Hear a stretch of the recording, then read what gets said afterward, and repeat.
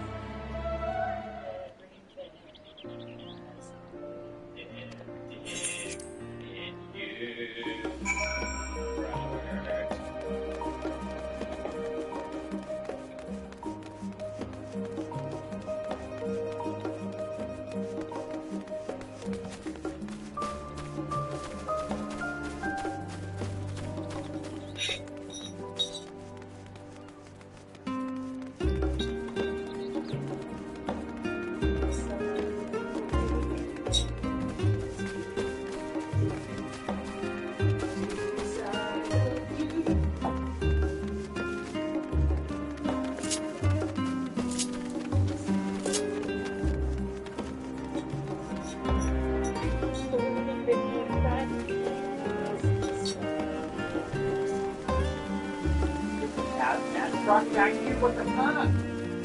No. What?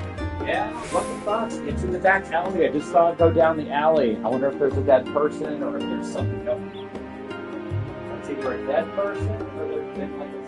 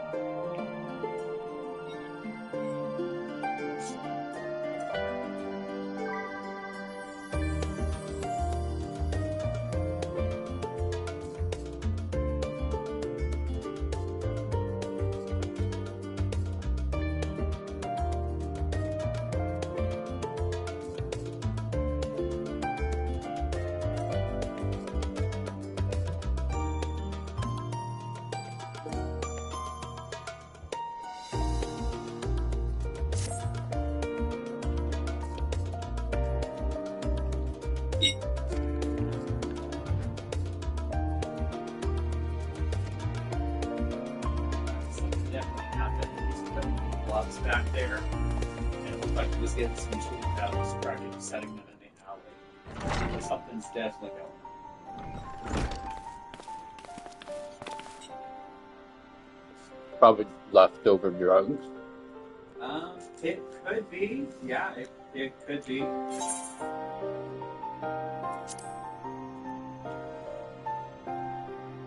don't really know.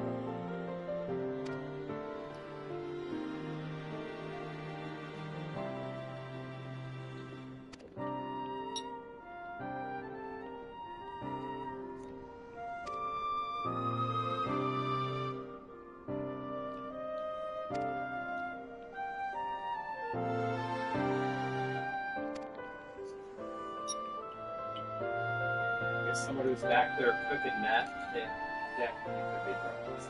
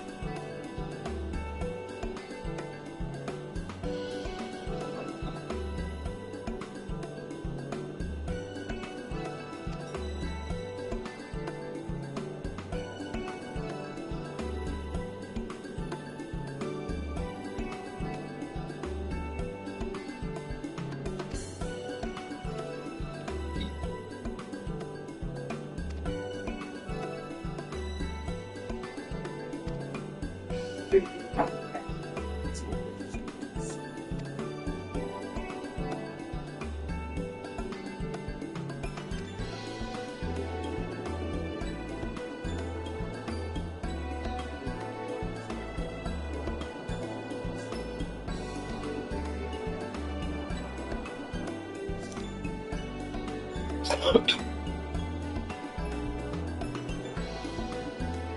why I struggle writing? Because this example here, when I get stuck on a sentence like this, I just cannot get through it without complaining. He just used those words a bunch of times. Like I asked him to accompany me here, but he But he- preferred to continue exploring on his own. and the he again. Be somewhere near the banks of Silver Lake here. Like, see, there's him, he. I want a single sentence only. This is Like, how did you evade this that? is 2 sentences, Well, and Same this is thing. normal. This is perfectly normal. There's nothing wrong with well, that. that just seemed to get so repetitive. It's not, Robert. That is proper language.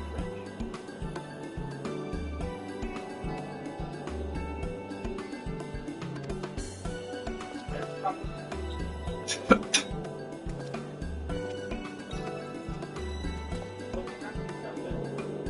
And this might be a dumb question, but let me ask you something.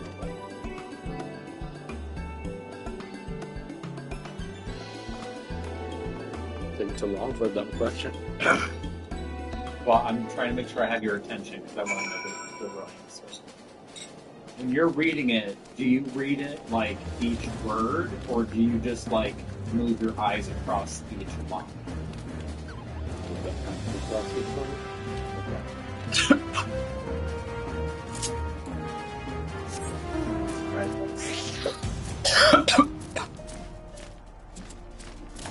How quickly does it take you to read this first line right here? Claire is 7 o'clock. Or how she sees the little boy. Don't read it. Don't worry about it. But you don't have to read it out loud. But like when you're reading it, you don't just like move your eyes across it and then go to the next one like this. Not that fast, no, because I don't read that fast. Do you read it like each word at a time? No. Kind of in between. Just not reading that fast. But I still follow the lines. A little bit backwards. Right, that's not my main language, so it makes sense. No. I mean that's okay. I'm just trying to learn how. If this was in Portuguese, how would it be? Probably the same thing. You just move your eyes across and then you move on to the next one. Yeah. Like when I'm reading this, Robert, this is how I'm reading it. Yeah, I read the same. That's gonna go as that.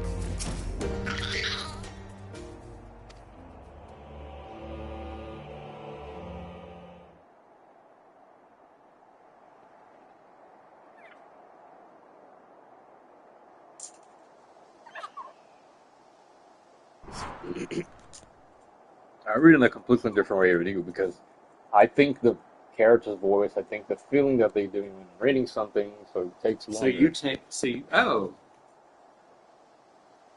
I just don't read like it's empty words. Like it just. I'm not reading empty words. I'm just read.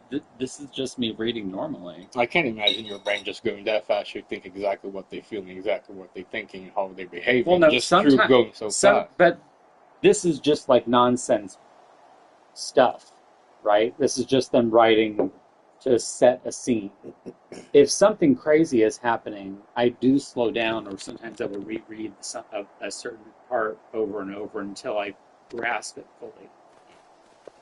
But for the most part, when it's just like what you were saying about that, you read it, he, him, ha, ha, ha, all that kind of stuff. It's just nonsense words. Like, you just skim through it and move on. It's just there to, like, be exposition. Yeah, but when you're reading it, especially when you're writing, and you see that same word repeating all the time, you feel like your text is repetitive. No, it's not, though. This is normal. This is how everyone writes since the days of Shakespeare. Definitively made English what it is today, by the way. This is it. just part of storytelling.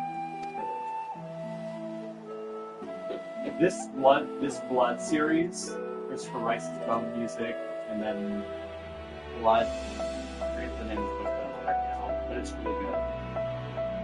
It's really good. It's supernatural. I think I'm going to know the book. She has like severe childhood trauma because her parents were killed by serial killers, and then she was raised by the serial killers. And when she's a teenager, she realizes that her entire life was a lie because the serial killers got caught by the police. And then she's taken out of their custody and put back with her dad, who's kind of abusive. And she grows up, and then she starts developing these like supernatural powers. Like, I'm not going to spoil it. Read the story. It's actually a really good story. A big fat penis inside your butt. A big fat penis 'cause you're a slut. Big fat penis inside your poo. Big fat penis filling all of you.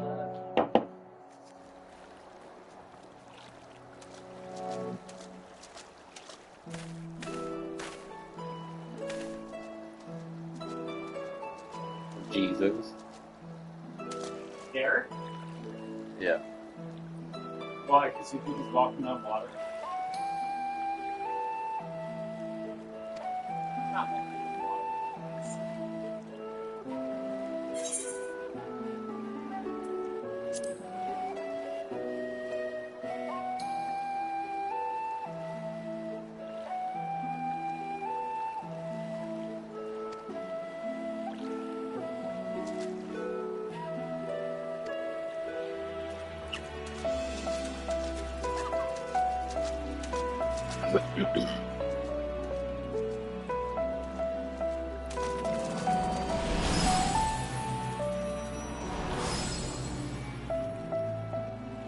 And then he disappeared. Jesus. He's not Jesus. A regular dude named Derek.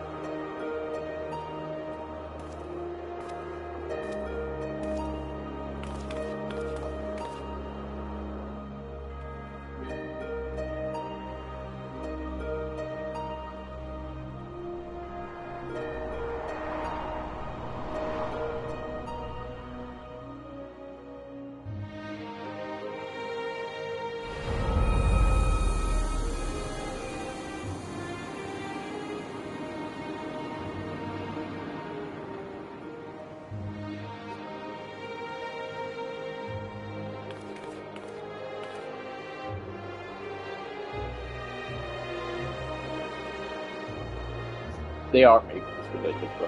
It's not. Because it's about gods. It's literally introducing the fucking photo. Then why are you saying that I'm making religion? The thing is making religion. It's because you're making a religious father. It's not Jesus. This is Christianity.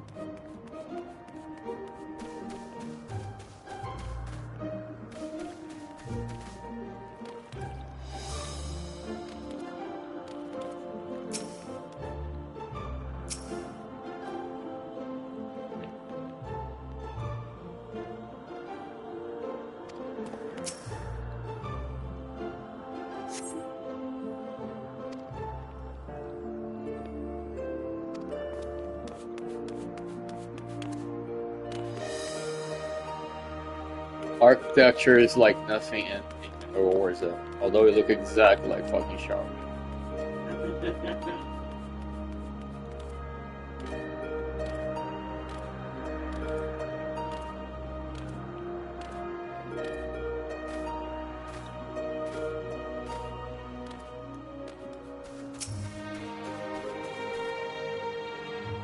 I'm not on the date.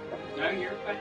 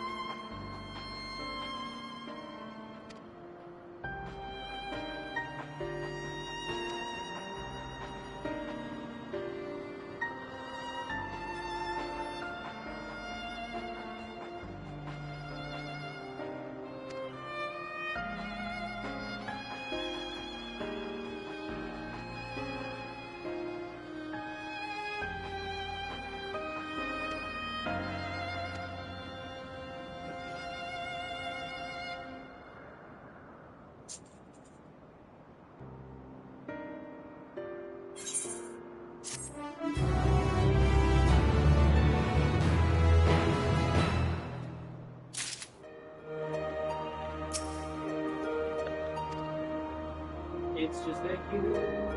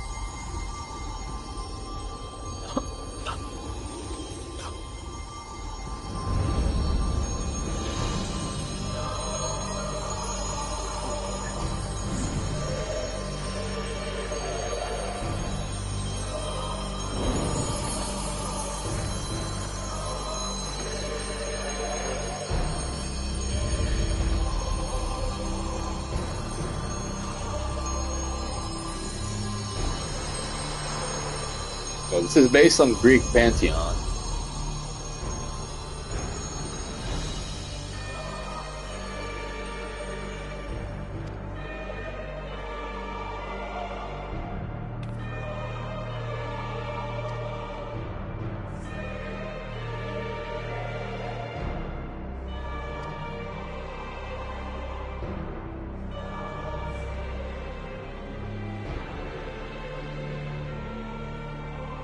That one looked like a knockoff of Tsukiyomi.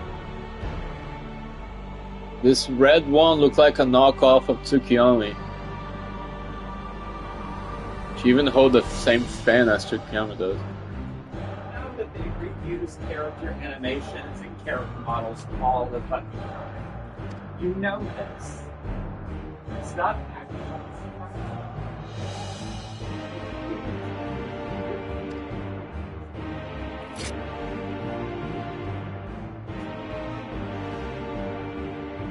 I like how my character, before they even finish speaking, already pulled my sword. Like, the other two were like fine, just talking with them, and I already put the sword out.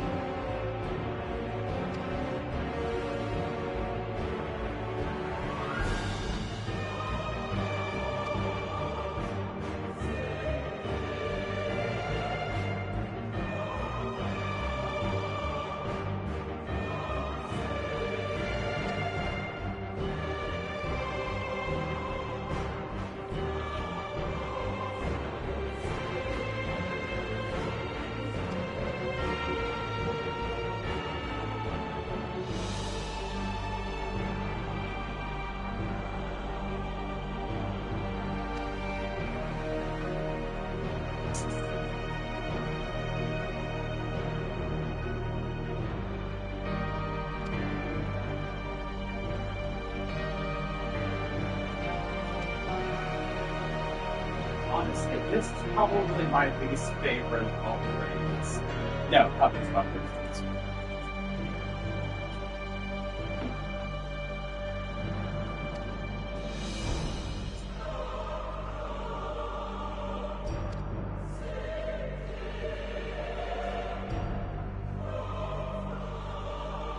Crystal Towers.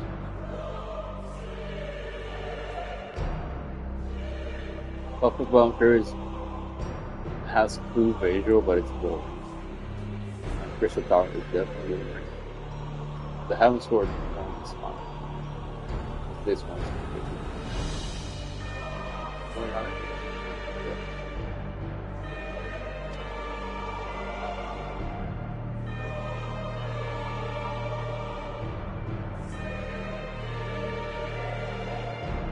Crystal Tower, I think, was the worst. It was just so old. It's just so old. Everything there was old. The enemy. The story was at least prior to the big story.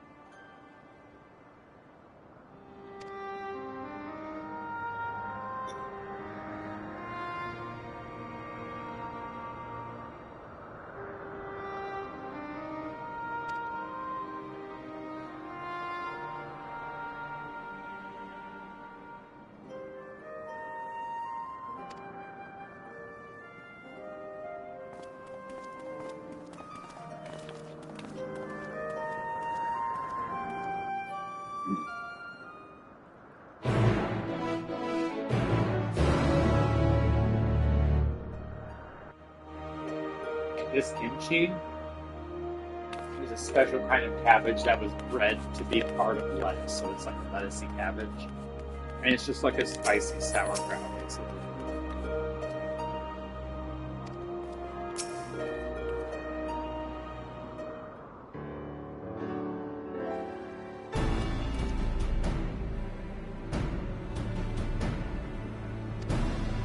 I love fermented foods.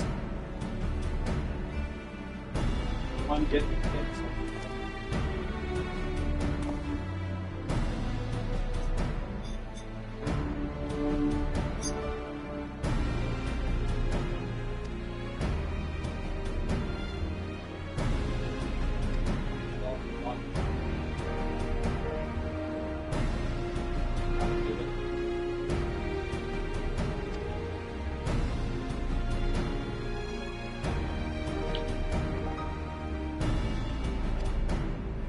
Separated Conrad started up us. Who was eating us? Look at who's eating us.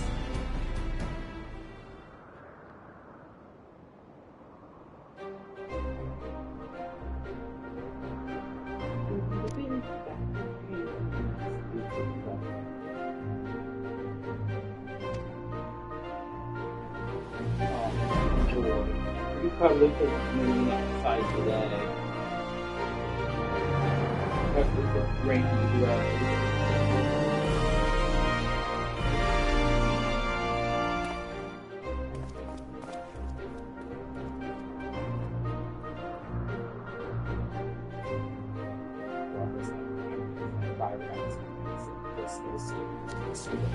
I feel like we need the media that kills every single religion. A media that will kill every single religion, like we did for media. Yeah, like a place where we clearly kill the religious character of the religion, so that doing that will make people realize that this is just a story that rats are creating. How we are like, imagine like if the whole thing we can touch that with media, that they that whole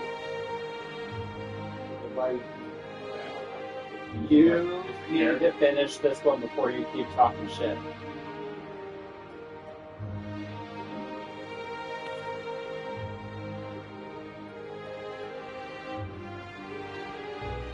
Yeah, it's fine. We're not just like straight up like this is Jesus. No. Talk about like God of War. God of War is very specific. It says that So you want a God of War then? yeah. Not Jesus, just the God itself. Okay. Jehovah. Jehovah. I think his name is Yahweh. Jehovah is the weird one. I think his name is Yahweh. It's kind of the same. Yahweh. Yahweh.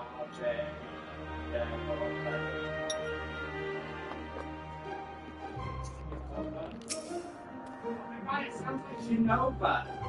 Yeah. Scooch your pooch. Jetty. Hate slapping my delicate little face. I hate this one so much.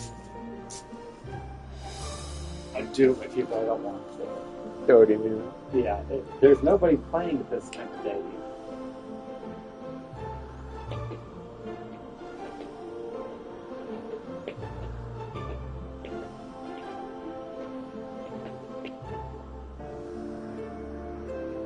You should color.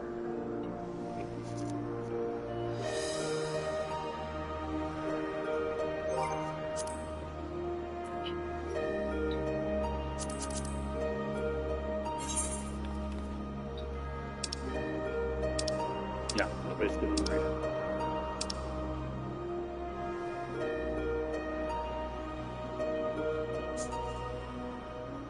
There's no result.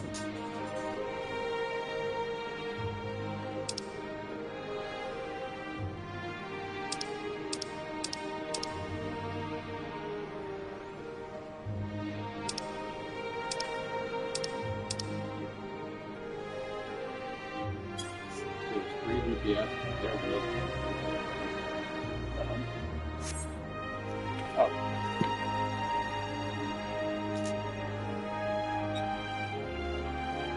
Give me what I deserve. For what?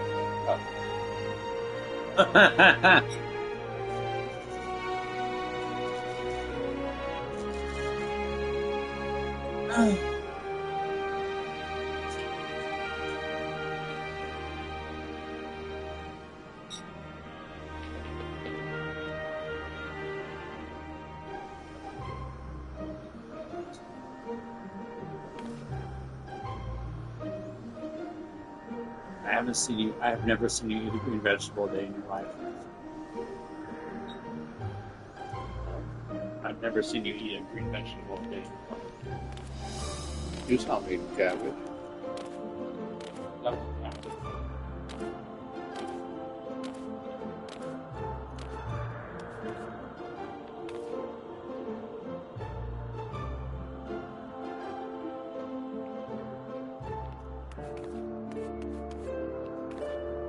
Like, this shit is actually canon to Final Fantasy. Papa Bunker is not even canon. It's a totally different fucking game. It's so stupid. I hated it. It's because they were out of ideas and shit over here. Oh, God.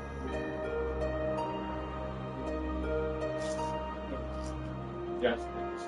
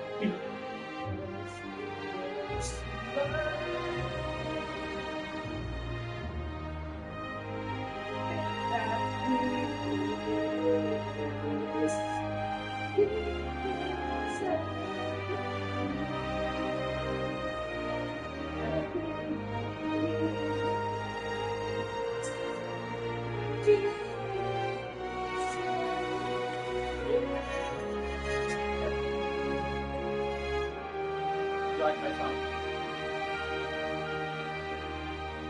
Robert? I don't hear you answering me. You don't like my song? Robert, how could you say that about my music and my singing ability? How dare you? How fucking dare you, Robert?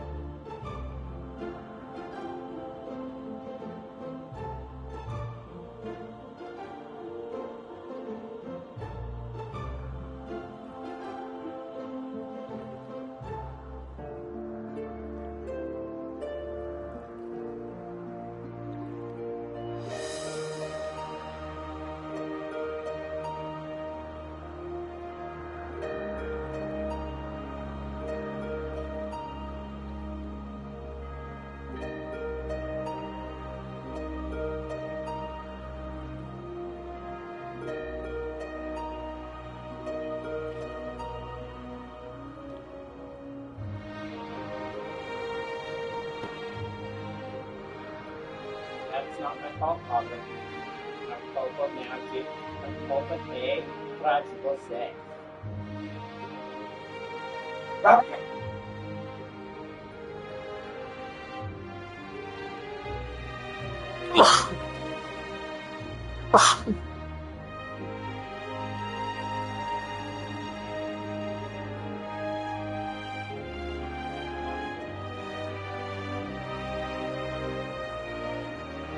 Robert.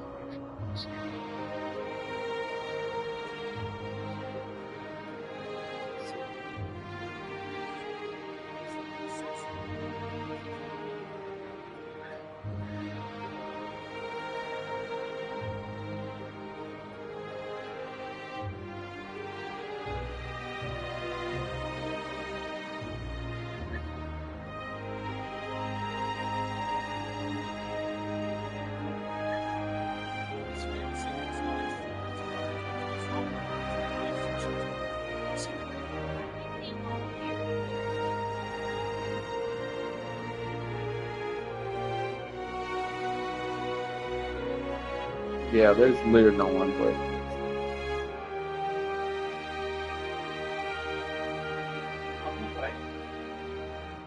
That's not gonna change it.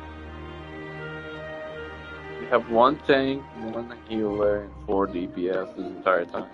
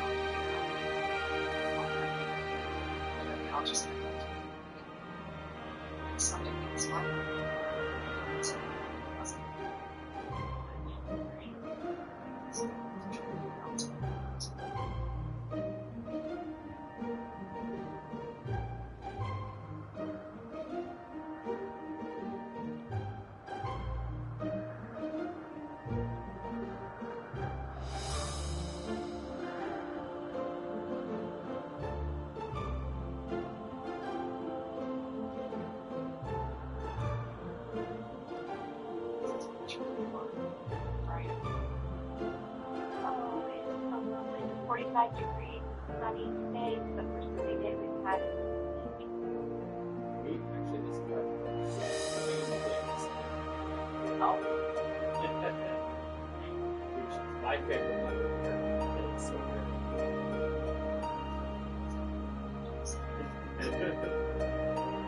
again, feels like usually between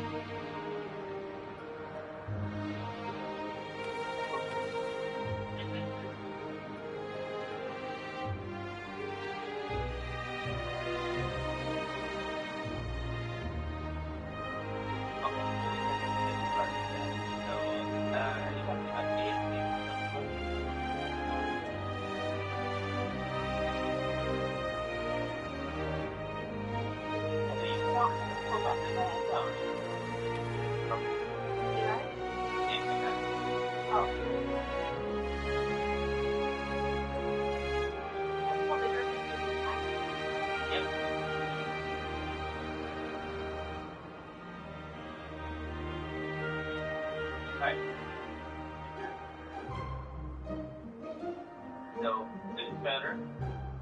Okay. Doing better here. Exact time.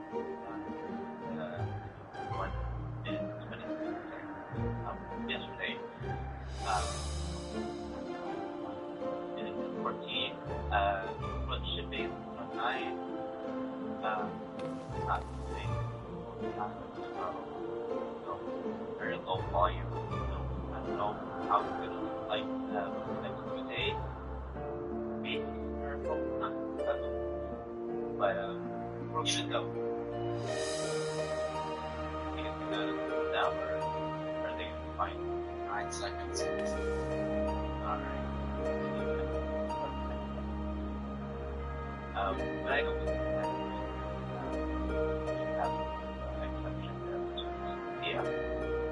They have no January here. Then for fine. Forward to find revenue. Yeah. We are at and they were 93.5. So we'll just make a drop.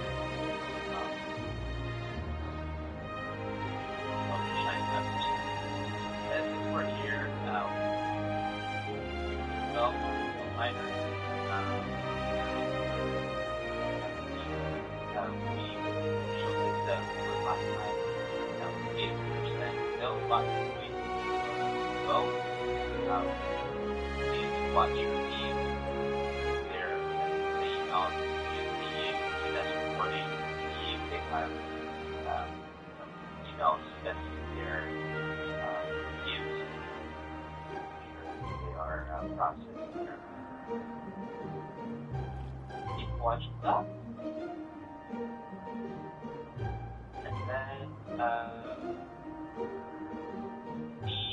reboot or the computer reboot for the rest of us is the agent, the supervisors again have to reboot your machine afterward or shut it down.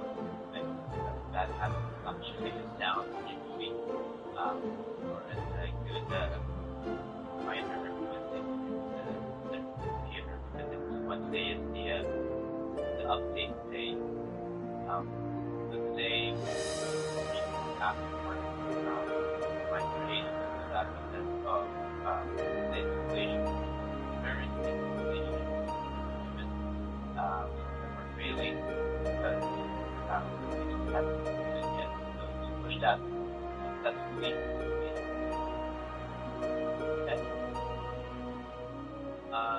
and then the authorization that's just that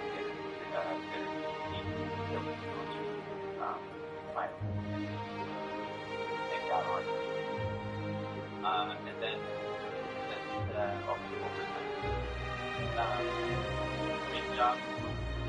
You said I think what I heard earlier, we are we're just hearing about from what we had back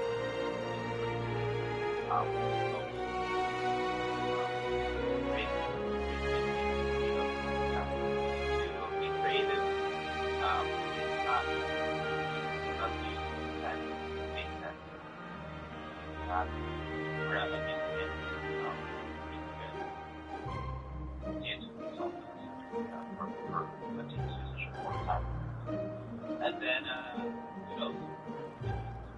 Agent, these passwords to us so that we can nominate them for, to receive the bonus. Recognize those who have done above and beyond work. I know we received recently for Dave Soria. He is now listed there. That's for many Millman. We need more feet. I think we have about maybe about oh yeah. We have four spots, so we can maximize our slot for those same bonus.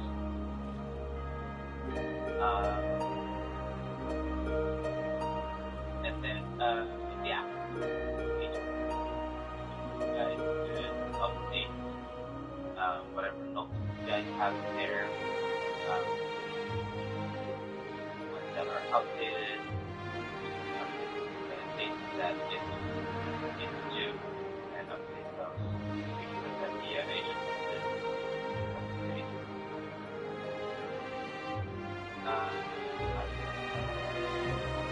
Example, this is the on-call rotation. Might be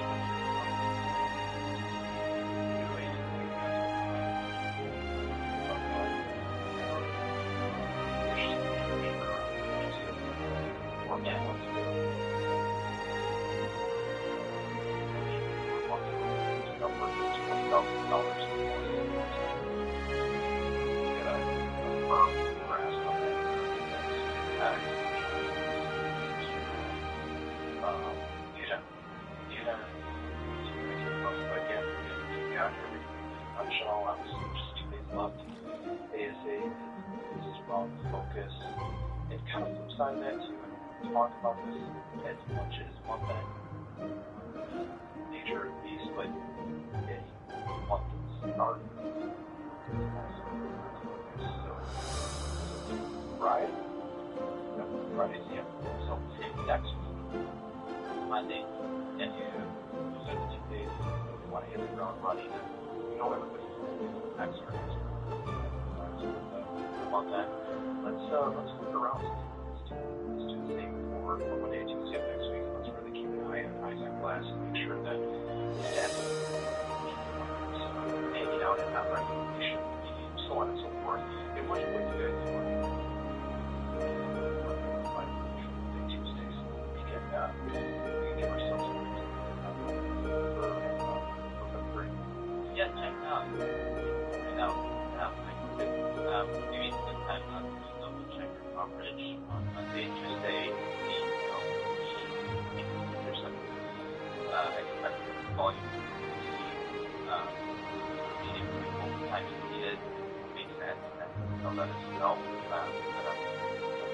Double check that meeting place.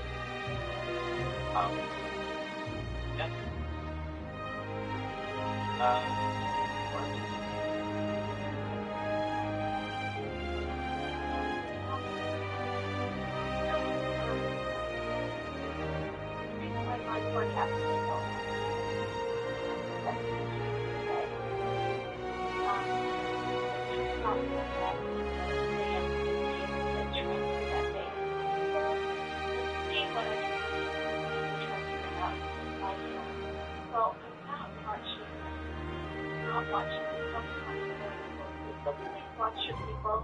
Because I am different right now. I'm trying to get this data out of the game so that I can get it into the system. So, at least for the holidays, you know, after about 5 or 6 weeks, the system right now gathering the data of the holidays.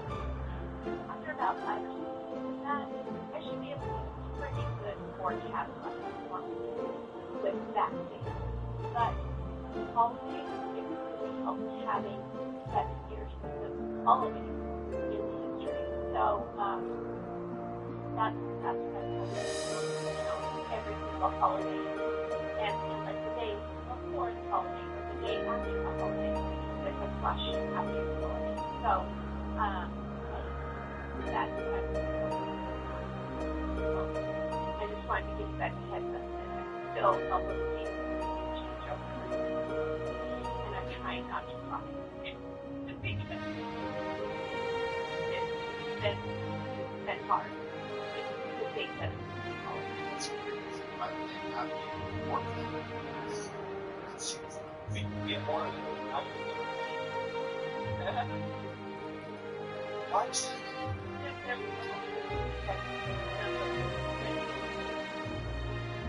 Like, yes, I would rather be doing it.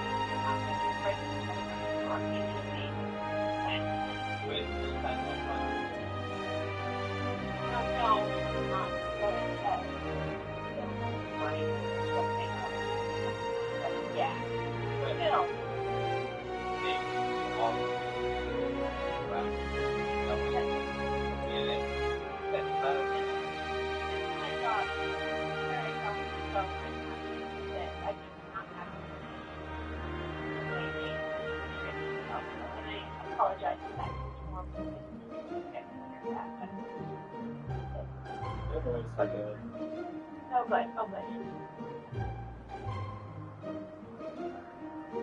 Well, thanks for no worries. Good job. All right. Ryan, yeah, sorry, I'm trying to spot everybody. No. No, I mean, I don't know, do you want this screen share? We just needed to get everybody flying. Yep. We get final light, and then,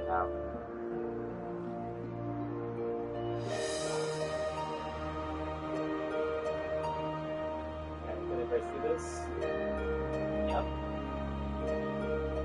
So, we have, and for myself, Lego's supervisors,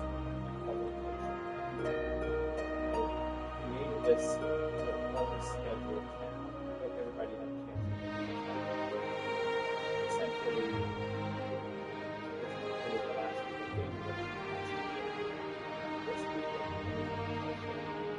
essentially we're going to just start doing all we're going to do is some publication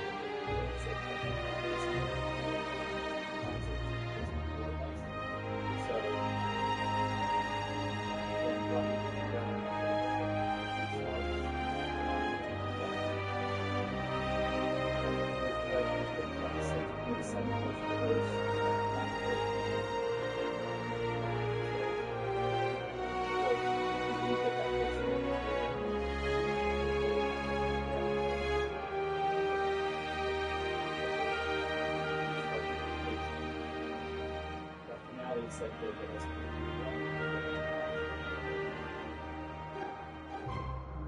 this does change weekends. Previously, confirmed that the schedules were here. They can write these programs down. Again, the new schedule will be so we have everybody here. We just get like a later reality.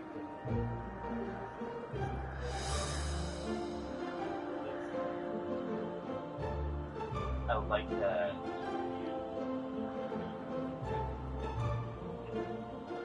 I would think it would take what's up to do it.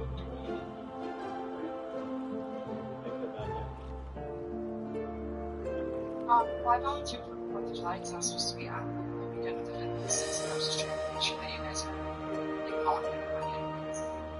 But I can probably just stay on it. It's like a big deal. Yeah, we may go in one that all day. Yeah.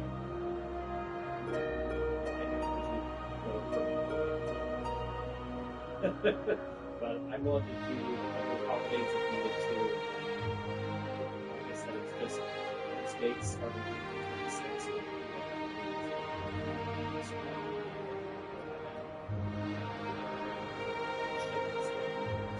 so just in case, but at least for now, we'll get on.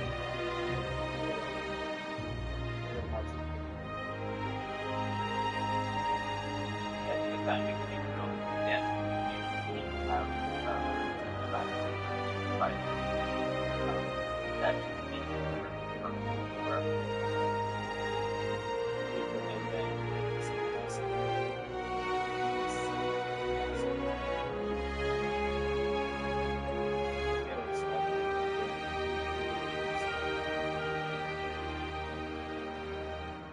don't think it'd be a great idea to help themselves later nights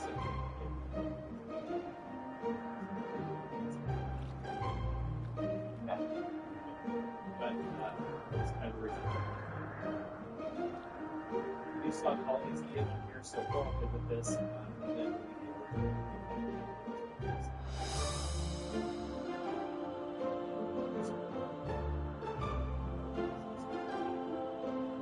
this calendar, by the way, is visible to everybody. It's on the supervisor's channel, so you can see it. It's also in service desk technicians and weekend triage. They like to see it, but they don't see it.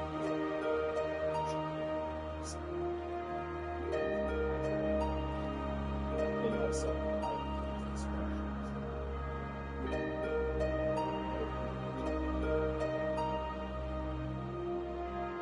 That's it. Well, thanks, Brett. Good job.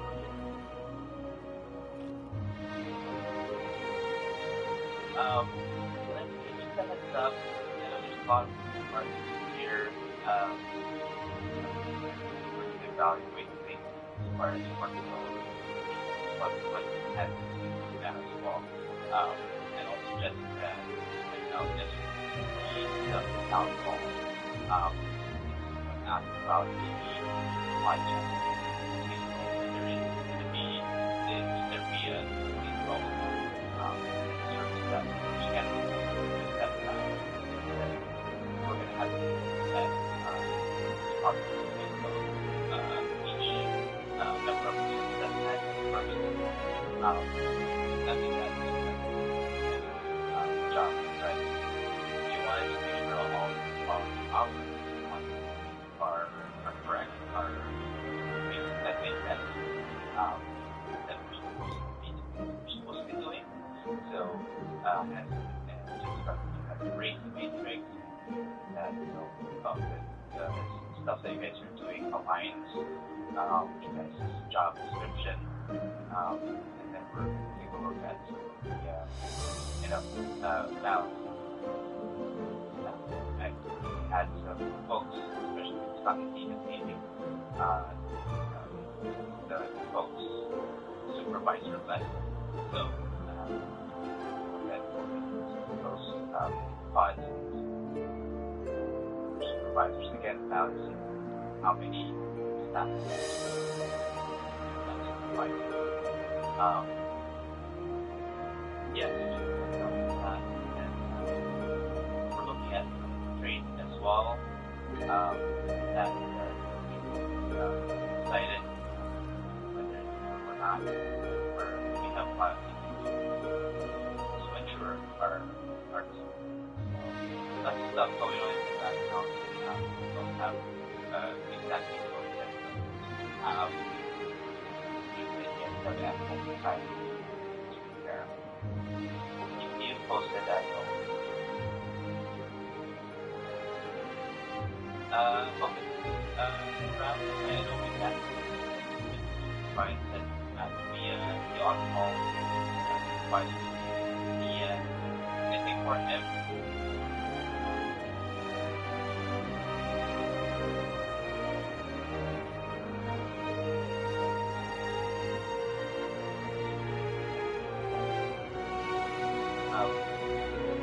There was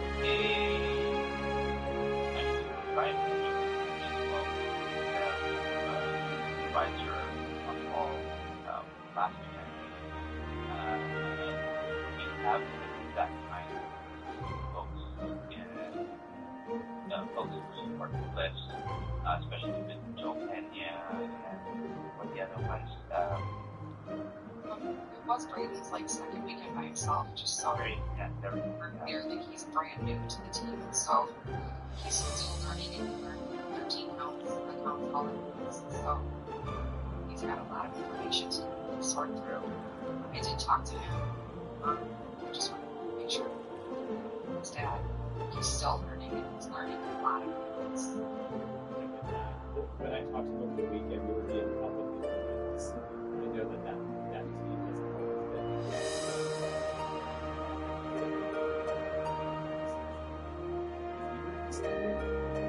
He's gonna be coming in he's gonna start working.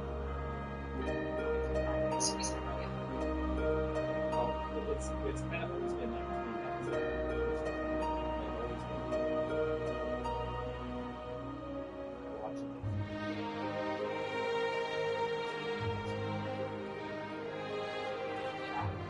gave Braden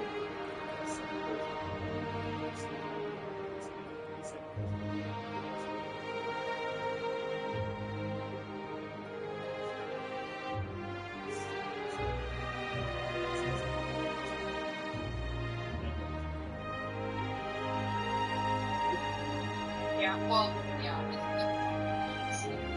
it's actually a deal to get, so he's trying to talk to the other guys, he's still searching through the KB and trying to figure out how to get to where, and it's like a didn't know that we had a social language, just like, how we know it's been doing it, Schmidt is usually in ready to try. It's very just trying to figure out more than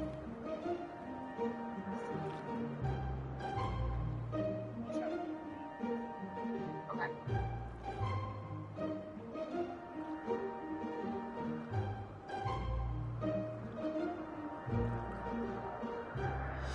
And Matt, congratulations.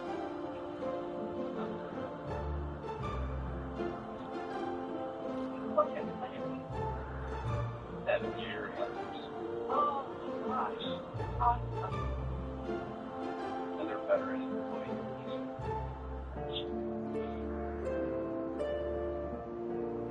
All right. Okay, that's all I have.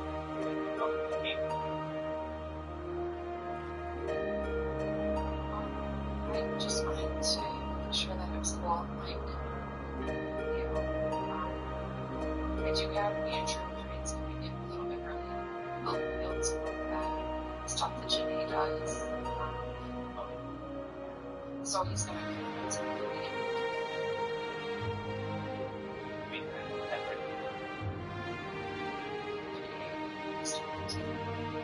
He's usually responsible, so it'll be like an hour. Is that right? It's gonna be, yeah, 2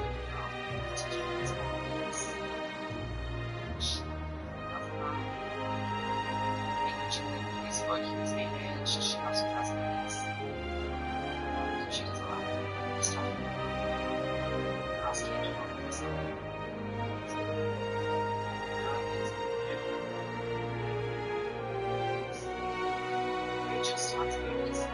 go right now. I just need to start something. And I told him to just do it Monday, Tuesdays, Monday through Friday. Especially when you're So I was going to talk to him. Or maybe we can probably figure out his schedule and how we just I'm trying to think of it.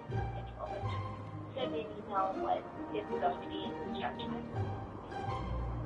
Okay. And then the switching over to days for sure. Good feeling with that. I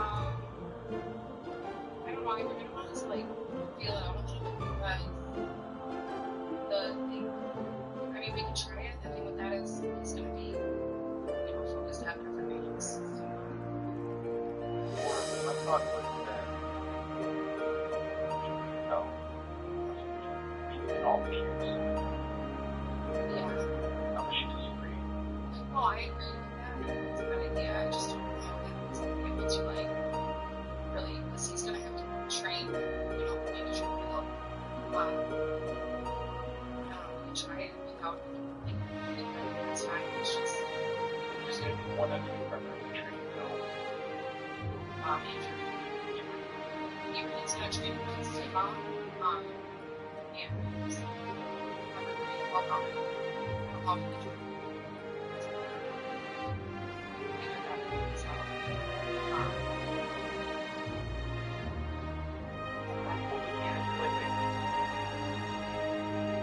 I'd rather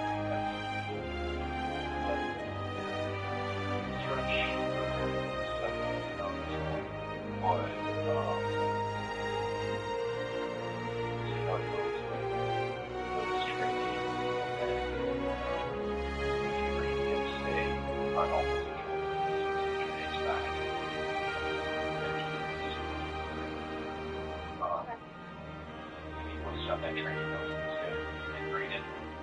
Yeah, truck training, bring that or Oh yeah, Monday, Tuesday he's gonna do Briggs with Bill, and then the next Monday, Tuesday he's gonna do it with Will, the admin guy, and then Shadow Tuesday. So Monday he's gonna do it with Will, and then Tuesday he's gonna Shadow, or Shadow, and Lindsay go on Briggs and that week. So I told Bill to plan for his first weekend be the 15th and 16th, and then Braden's first day on Monday through Fridays on the 17th. perfect. Just being on track with that. Yeah. Run into any that's obviously Yeah, I'm trying to make sure all the access is together. Some of the access is taking more time. I've noticed, like, recently it's just taking forever for some reason.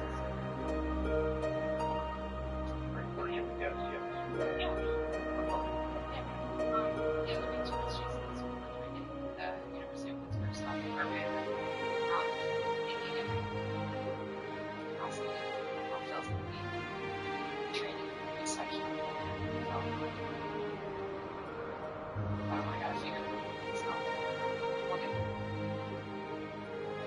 there. And just train like outside of his normal schedule. I was gonna say probably I don't know if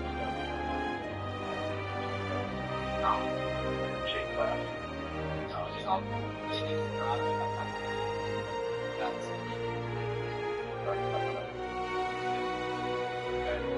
Yeah, I have to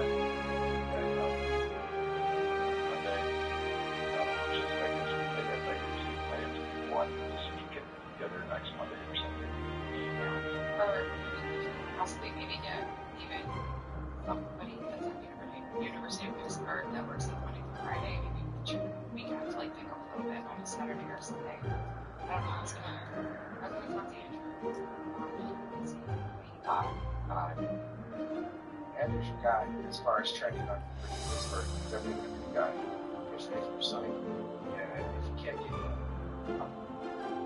the second guy, Andrew's definitely the first choice. I gotta figure out if I'm gonna train because I don't really know like my guy is available. my team knows the account well enough to train on it yet. So, Talk to time. I'll see. Because I was going to say from what we're experiencing the rain right now, we have and I'm not sure. okay. Yeah, so I can get a trainer, somebody, have other people that need a trainer, get you, Alicia, she can get a trainer. You should get it. Yeah, I think so. Yeah, it's her. She's supposed to be. Yeah, I'll talk to, I'll go ahead and talk to Ryan and see if that might be a good training. Slash Ghost of Hanson slash that's right. I don't know if you why talking to the mention that that's how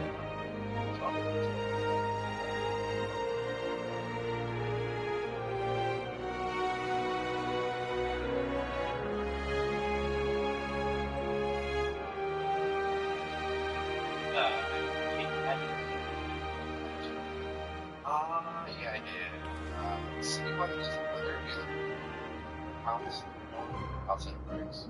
So Briggs volume being sold recently because they changed the password policy.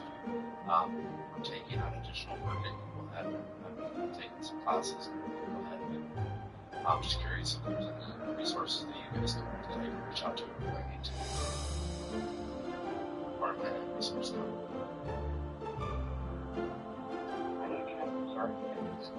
Well, maybe houses housing Microsoft affiliated.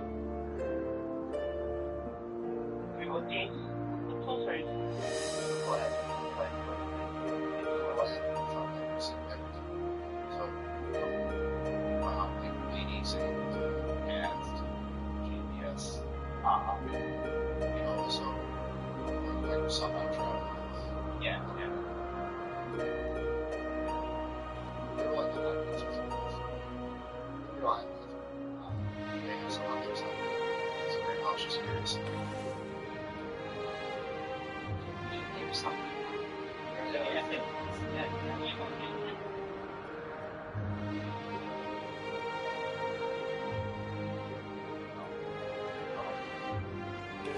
There's two employees that I got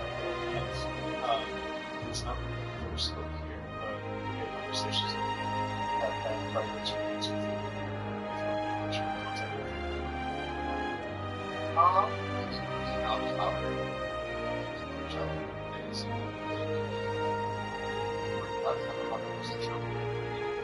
But I know a lot of folks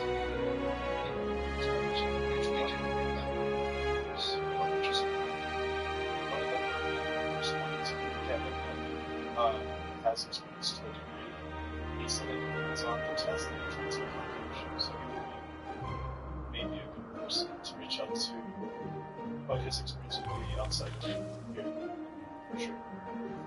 Yeah, I think I was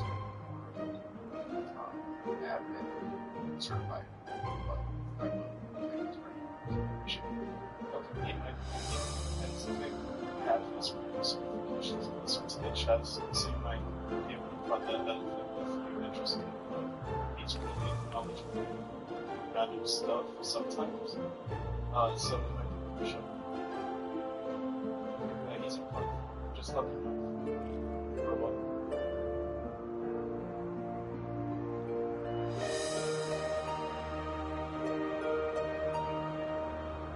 Go ahead. And I thought, or ways, part of Logic House's initiative. That's it. Don't remember separation. Is that active? Yes, that was active. I feel on board side, social contrast. Should work with people that can shift like that focus on the boards.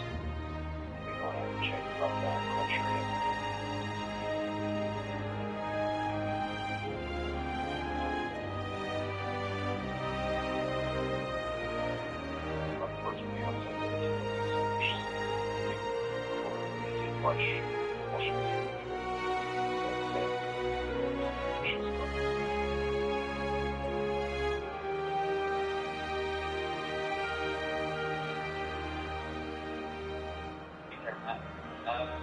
Anything else?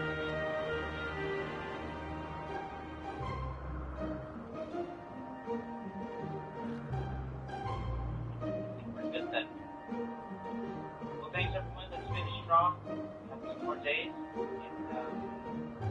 yeah, take care always. Good night. Thank you.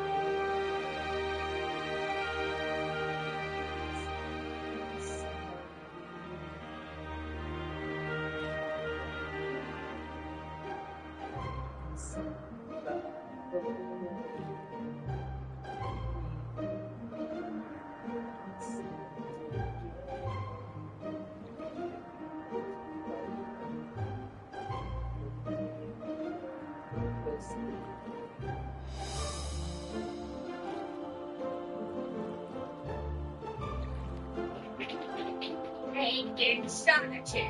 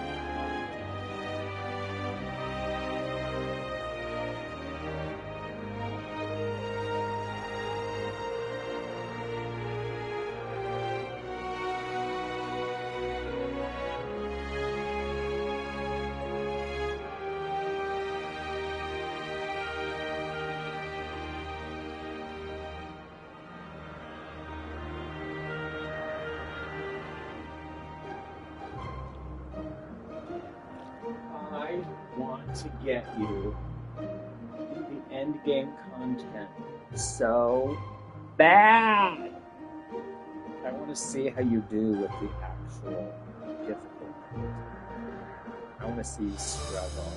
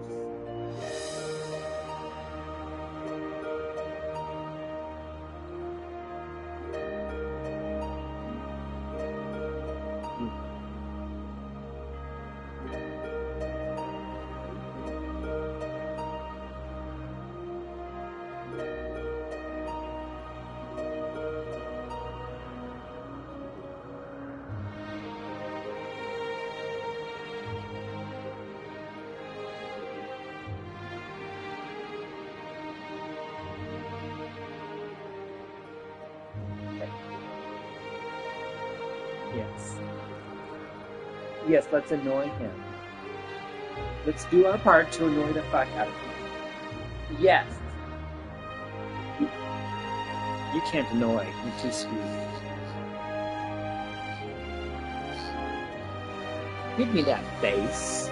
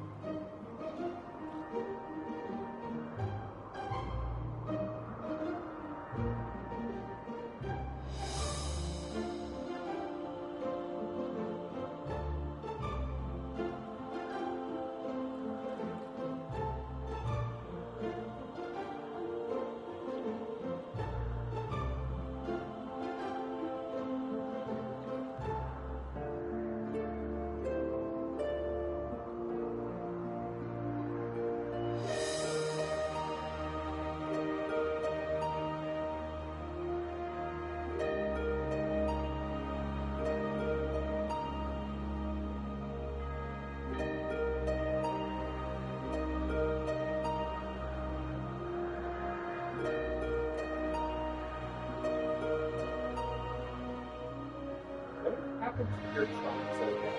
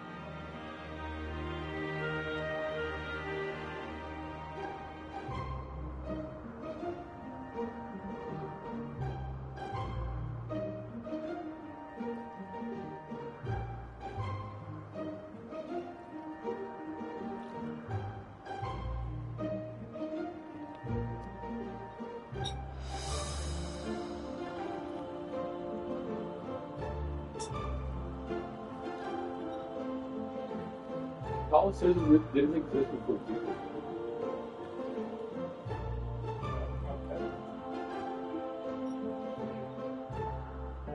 Catholicism is really based on Jesus Christ. Well, the Romans were trying to destroy Judaism in the first place. Yes. Because Judaism was in opposition to their pantheonic beliefs. I honestly think that nothing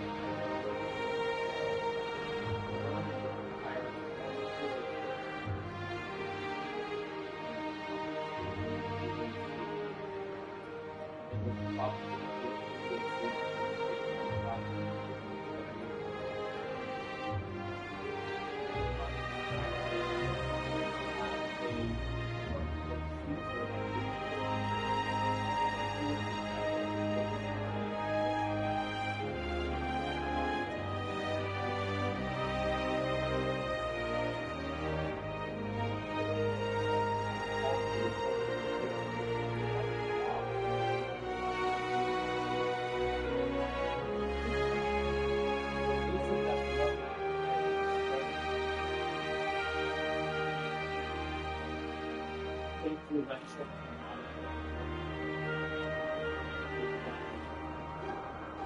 the Romans, all of the really excited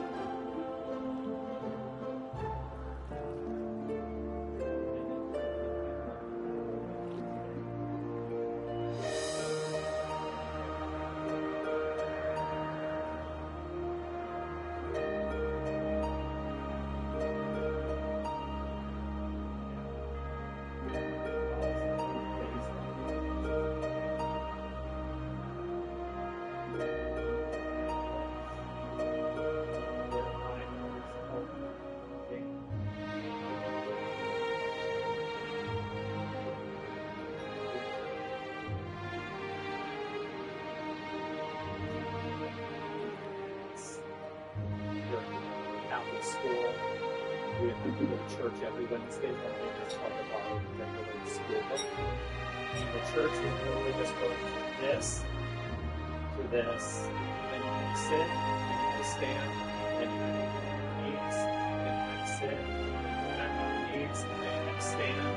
And then he calls everybody who's been baptized from the church up, and you have to take a cookie, and you could do this to take the cookie, or you could do this to take the cookie, and then the adults would get them, and the children would get cookies. Did you ever go to a Catholic church? Did you ever do this? I talked to my friend before I left. How old were you?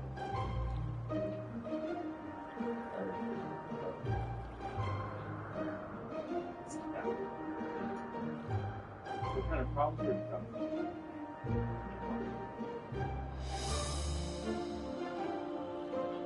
It was kind of like school. It was like something you needed to reach a certain level. Yes. Unity is that. It's like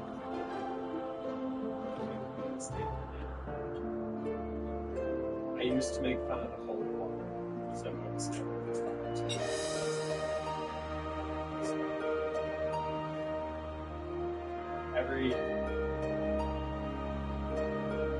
because it was like everybody at the church, when you were raised in the Catholic Church, you just knew things to do. I wasn't raised in the Catholic Church, so I didn't know. So I would see people touch the Holy Water when they would come in, and I would say, "Why are you touching the Holy Water?" They say, "You're not supposed to ask these questions. They're not going to let you in the church if you ask these questions." That's all I know.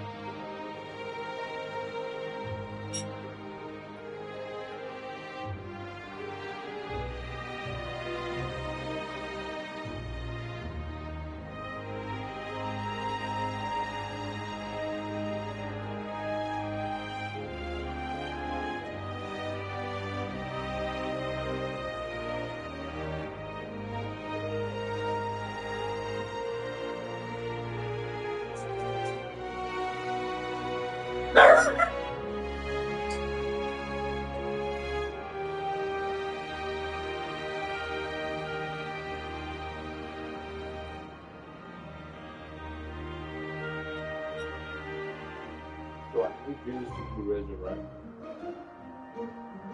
And then I assume what he would do, he would dash up and kill the religion and stuff like this. But that's the how bound that because right. Wait.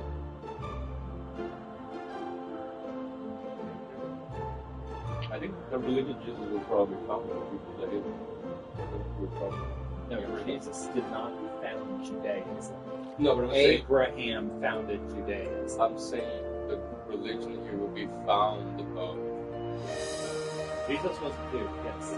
Yeah, imagine if Jesus exists right now, he would be bashing certain religions up. Right? For example, Catholicism would be bound to respect Satan would do that. Yeah. But which other religion would be destroyed? That's what I would think. I feel like Catholicism being the Mormon Church, absolutely.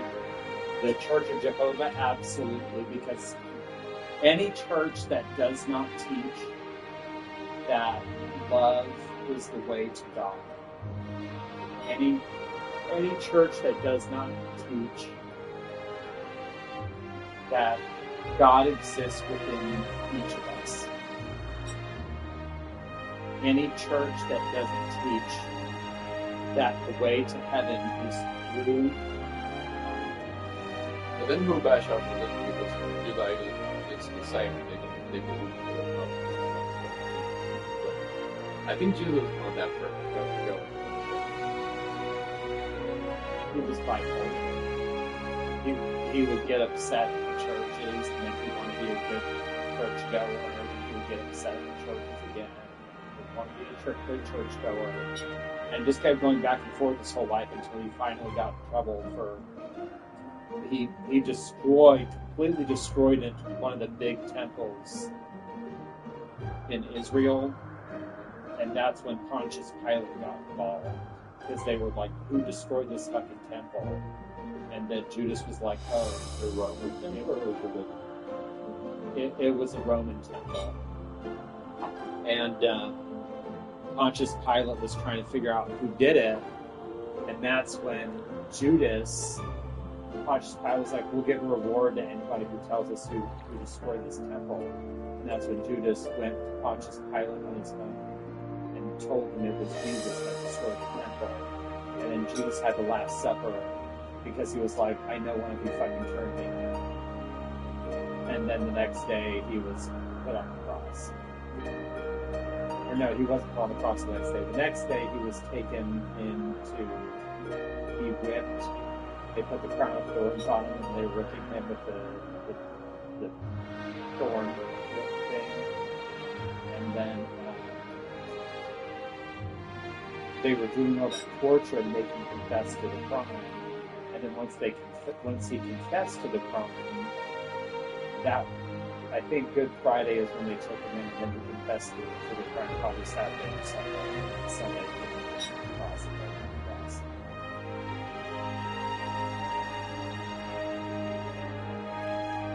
But they were doing it, they were crucifying people left and right. The Romans were putting people on the cross and crucifying people left and right. Why Jesus was the one that happened. Why Jesus was the one that the Christians picked to be the Son of God. trying to implement that one. If he comes back today, Yeah, but my story was kind of like all the way from the Bible. it's in the Bible what happens. The Yeah, but I'm the not Bible talking about tells the what entire happens when Jesus comes back. You're talking about like the second coming of Jesus, like he comes back as a baby all over again. No, talk about like he was reborn. Because the Bible, there's something. He's to do, reborn. the Bible, there's something to do with the squirrel, and essentially when you open that squirrel, whatever, the shit goes down here. Jesus is back, and then the apocalypse happens. Are you sure? Because it starts with the Antichrist. It's not Jesus coming back. The Antichrist is what starts the apocalypse. There's something to do with the squirrel.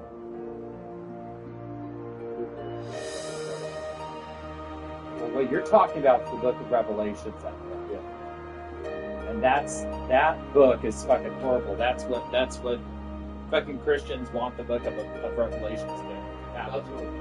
They want that to happen. They want the apocalypse to happen because then it justifies them that they were right the whole time. I don't think Islam teaches that there's an apocalypse or revelation. I think it's just that those right-wing Christians who believe that an apocalypse will happen, and that's the second Antichrist. They talk about the Antichrist, they talk about the mark of the beast, they talk about the beast, and then once the beast is arisen, and it's the four horsemen, the bulls of wrath, and then that's basically it. Once the bulls of wrath happen, then Jesus comes down. It's like, y'all fucked up. I'm going to take the Christians, true believers in Christ, with me, and the rest of you garbage.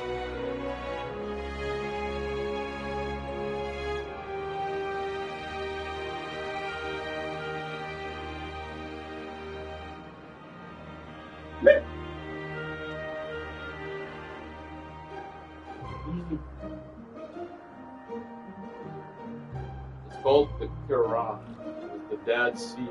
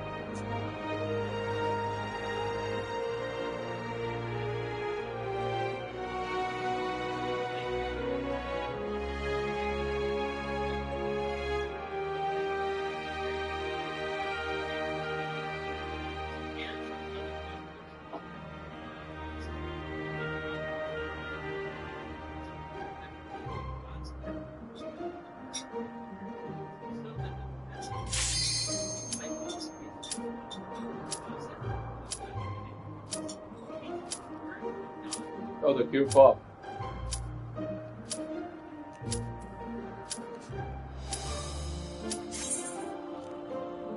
My hands covered in vinegar.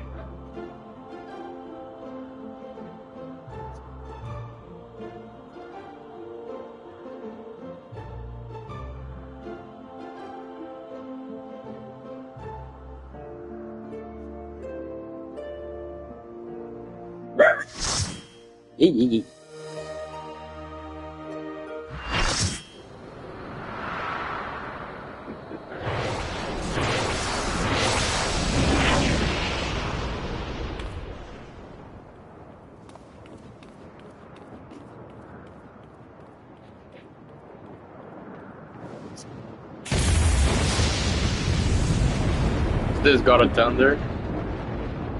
Louder. Liver got?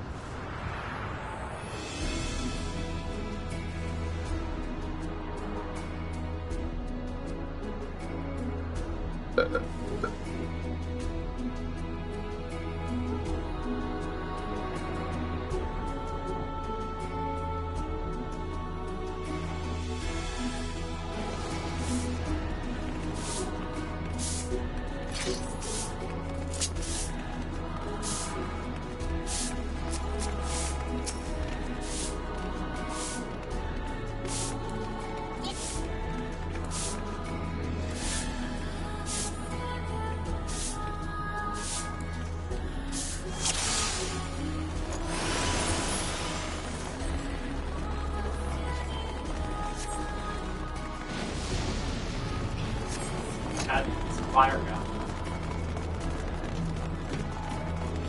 One of these guys has his whole fight is about having big names. You're gonna love it. I think it's during this round. You are resolved to face me. Second. Yeah, this is their fire. Fire cross God is their own crap. Basic Thor.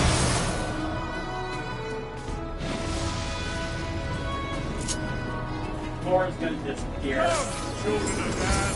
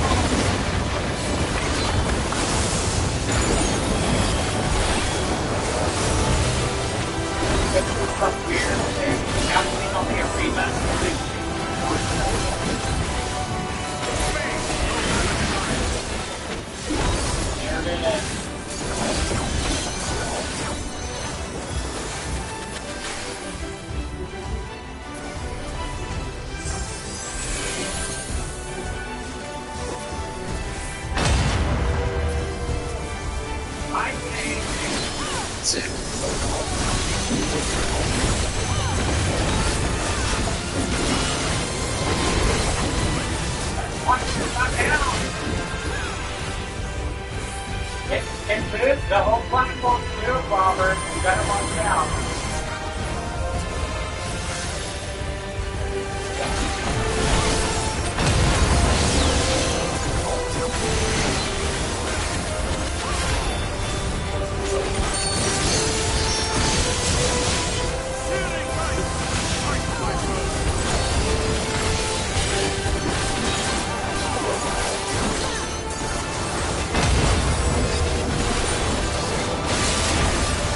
Got hit hard. Look at all these mistakes. Oh my God,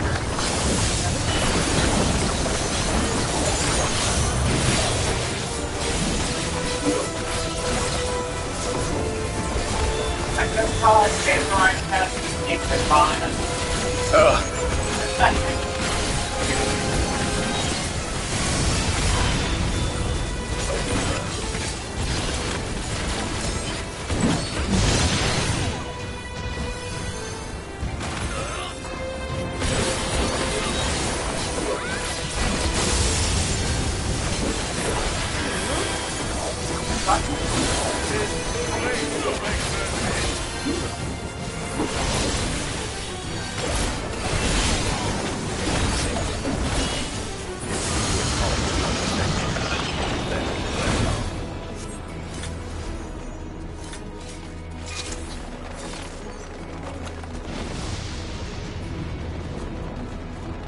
Oh, this is not the Eden thing? Yeah, this is a 24-minute race. Oh. We have 4 bosses at a time. The builder has been made to yield. Intriguing. Then the destroyer shall take your measure. Provide my servant with some storm. Egyptian god.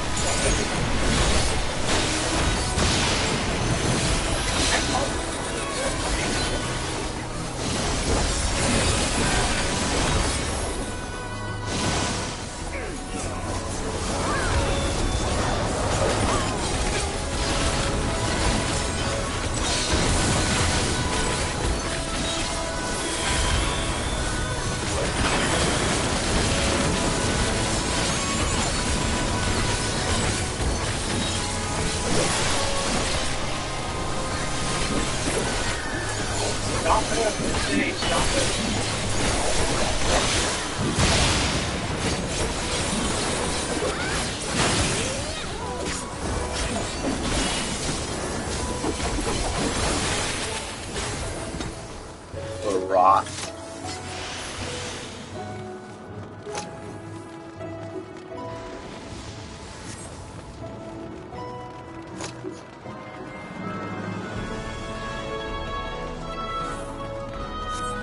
Ahead stands a statue I have fashioned for our contest.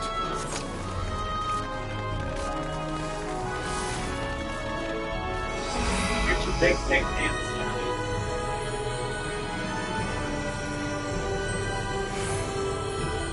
Come, show me the strength. Oh.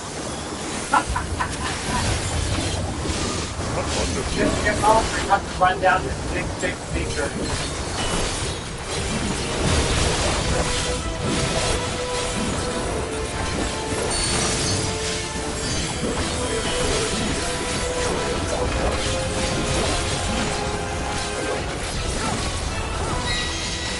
I'm not the builder, about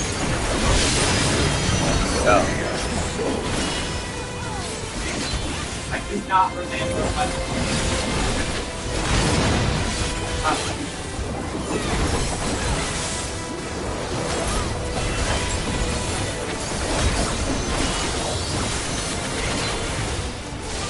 wandering star, descend and destroy.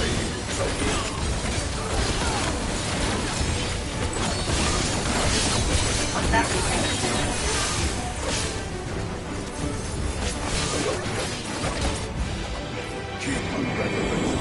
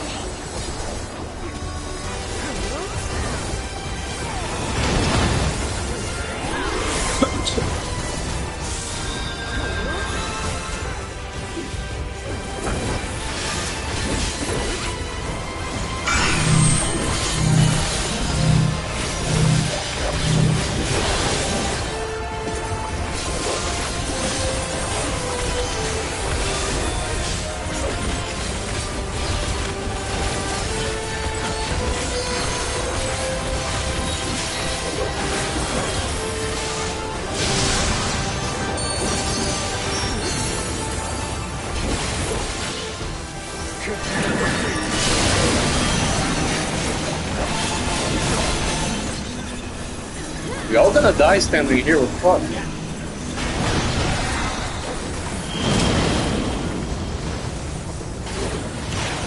Oh, see? You kind of...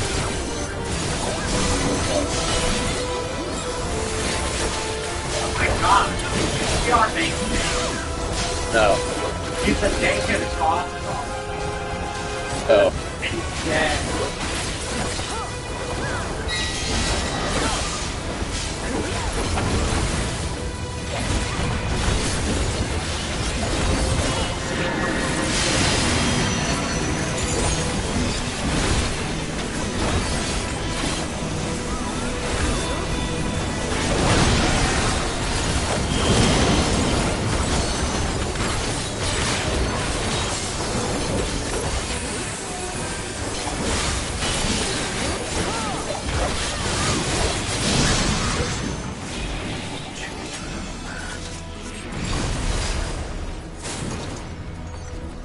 Come, mortal. Enter my realm, if you dare. Boy, it's fiery portal.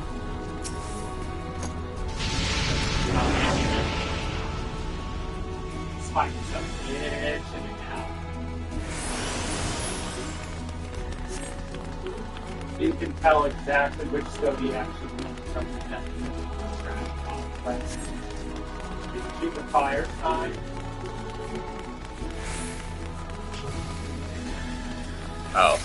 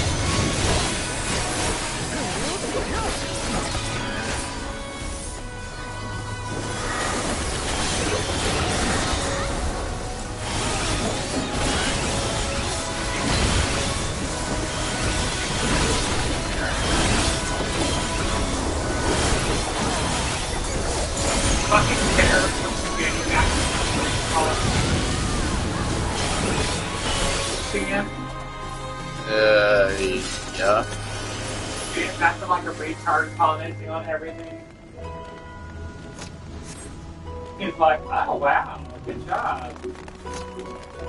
Oh hey, you just killed the Xander's bodyguards. No big deal. He's never met you before. He's all just like totally unpleasant. You will be scoured by the light of the sun.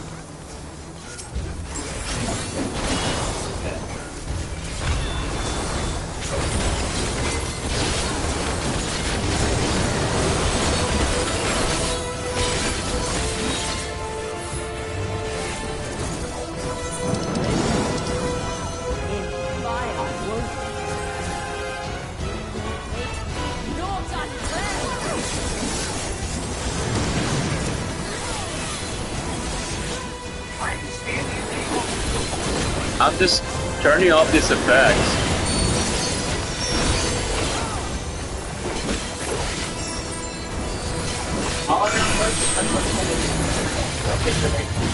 I already did.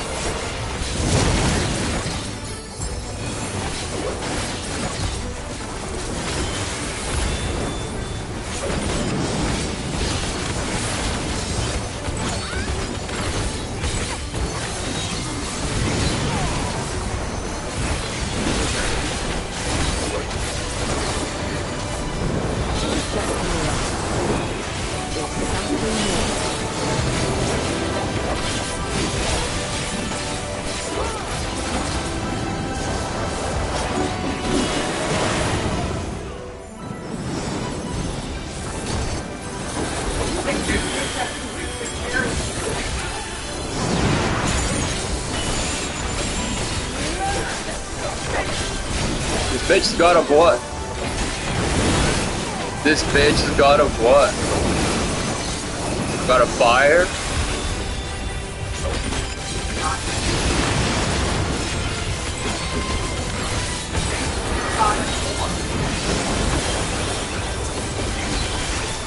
There's fire god, fight, water,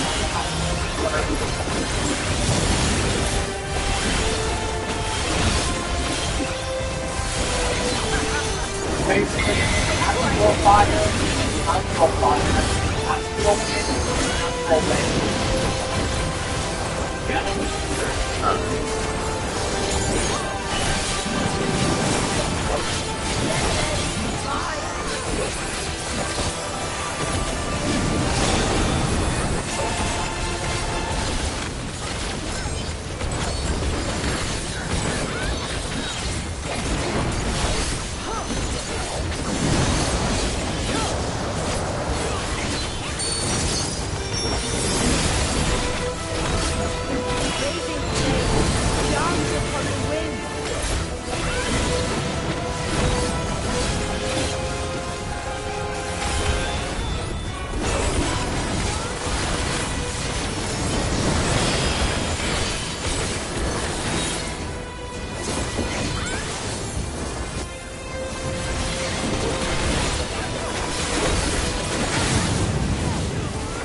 Hard to fight annoying.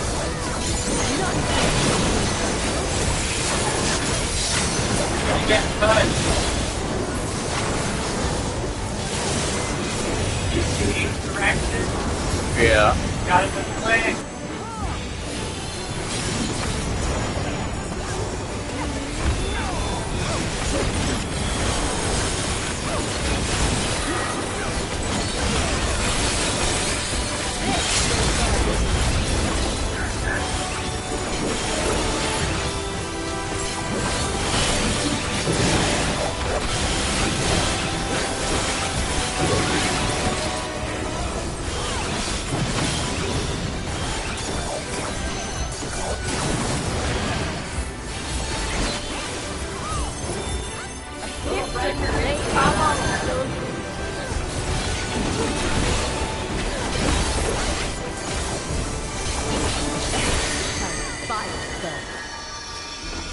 That wasn't that bad in current content. That was the worst thing that existed.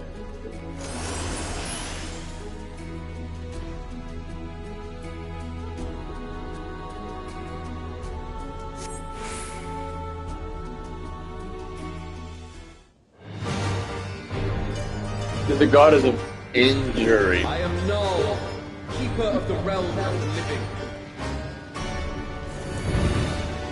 I am Thor, keeper of the realm TV. of the dead.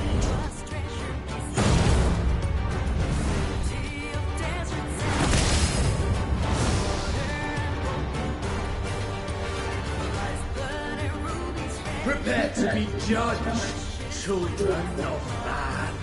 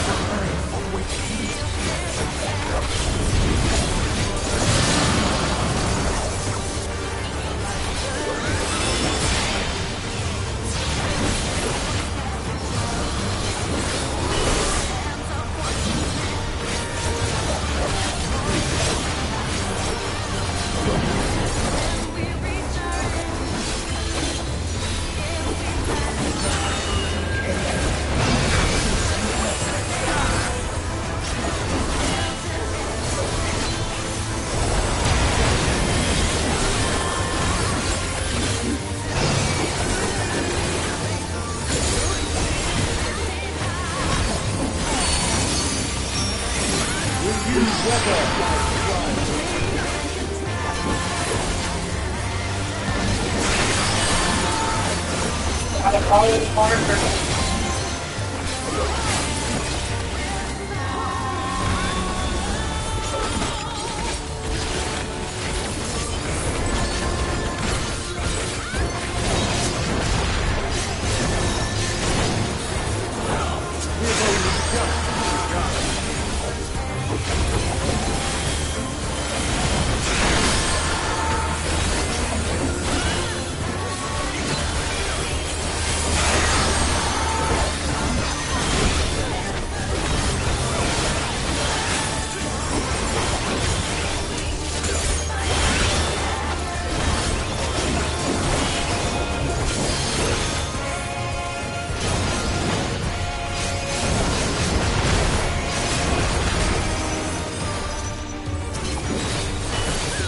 Still you defy our design, authority.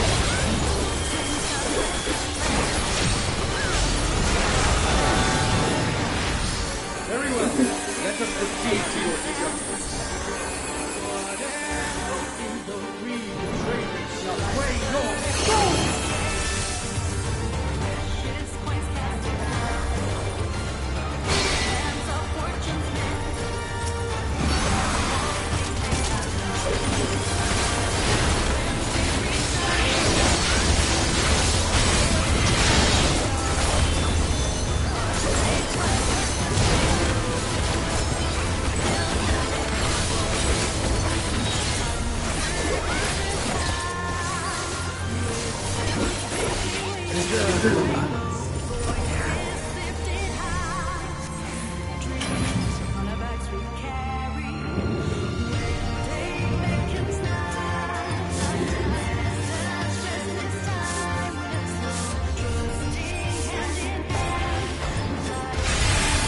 The moment of judgment is come.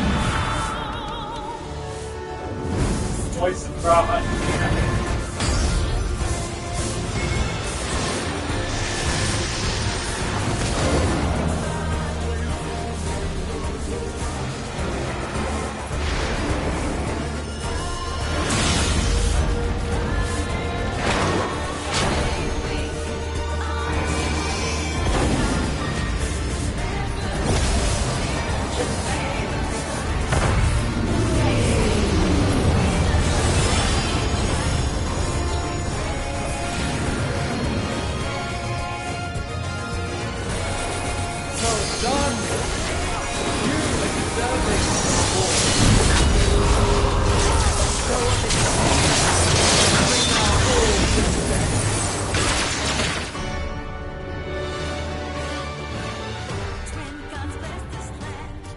You have been found worthy.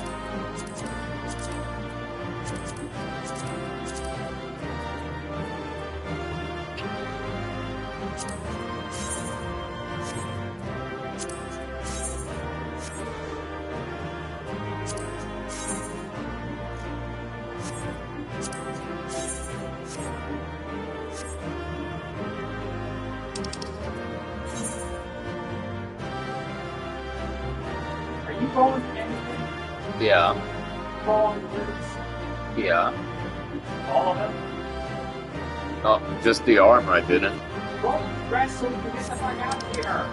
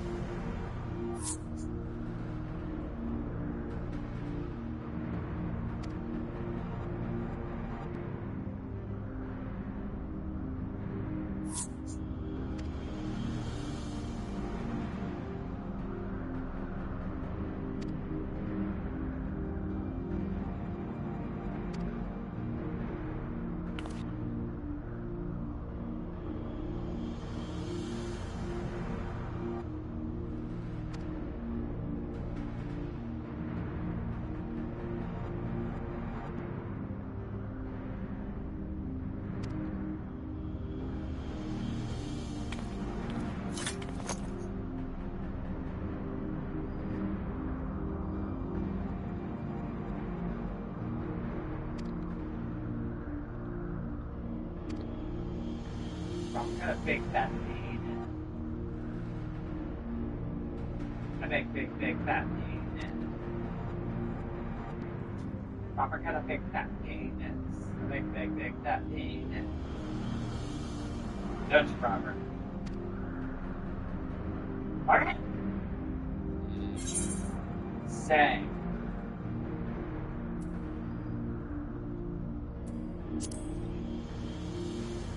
Say!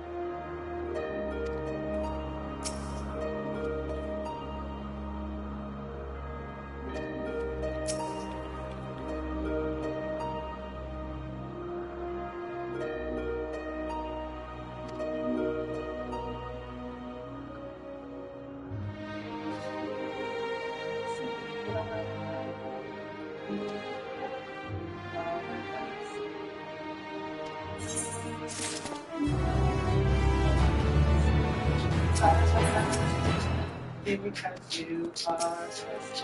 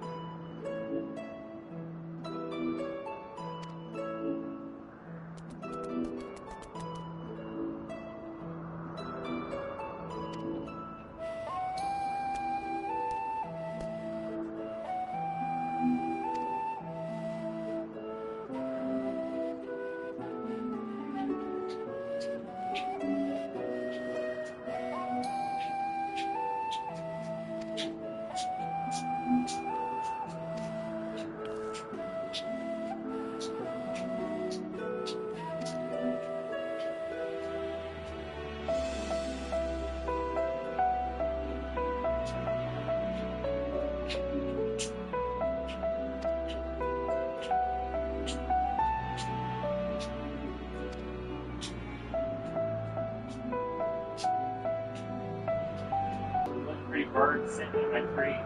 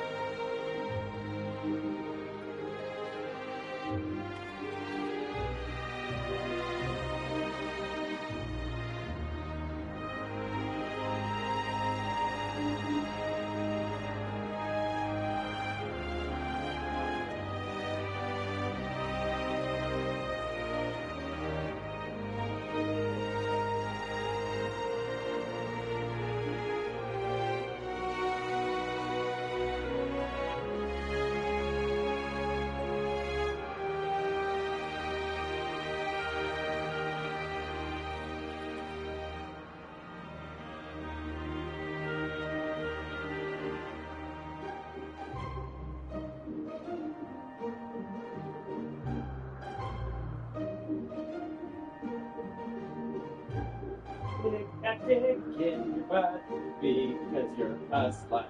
Big fat dick in your butt because you're a slut.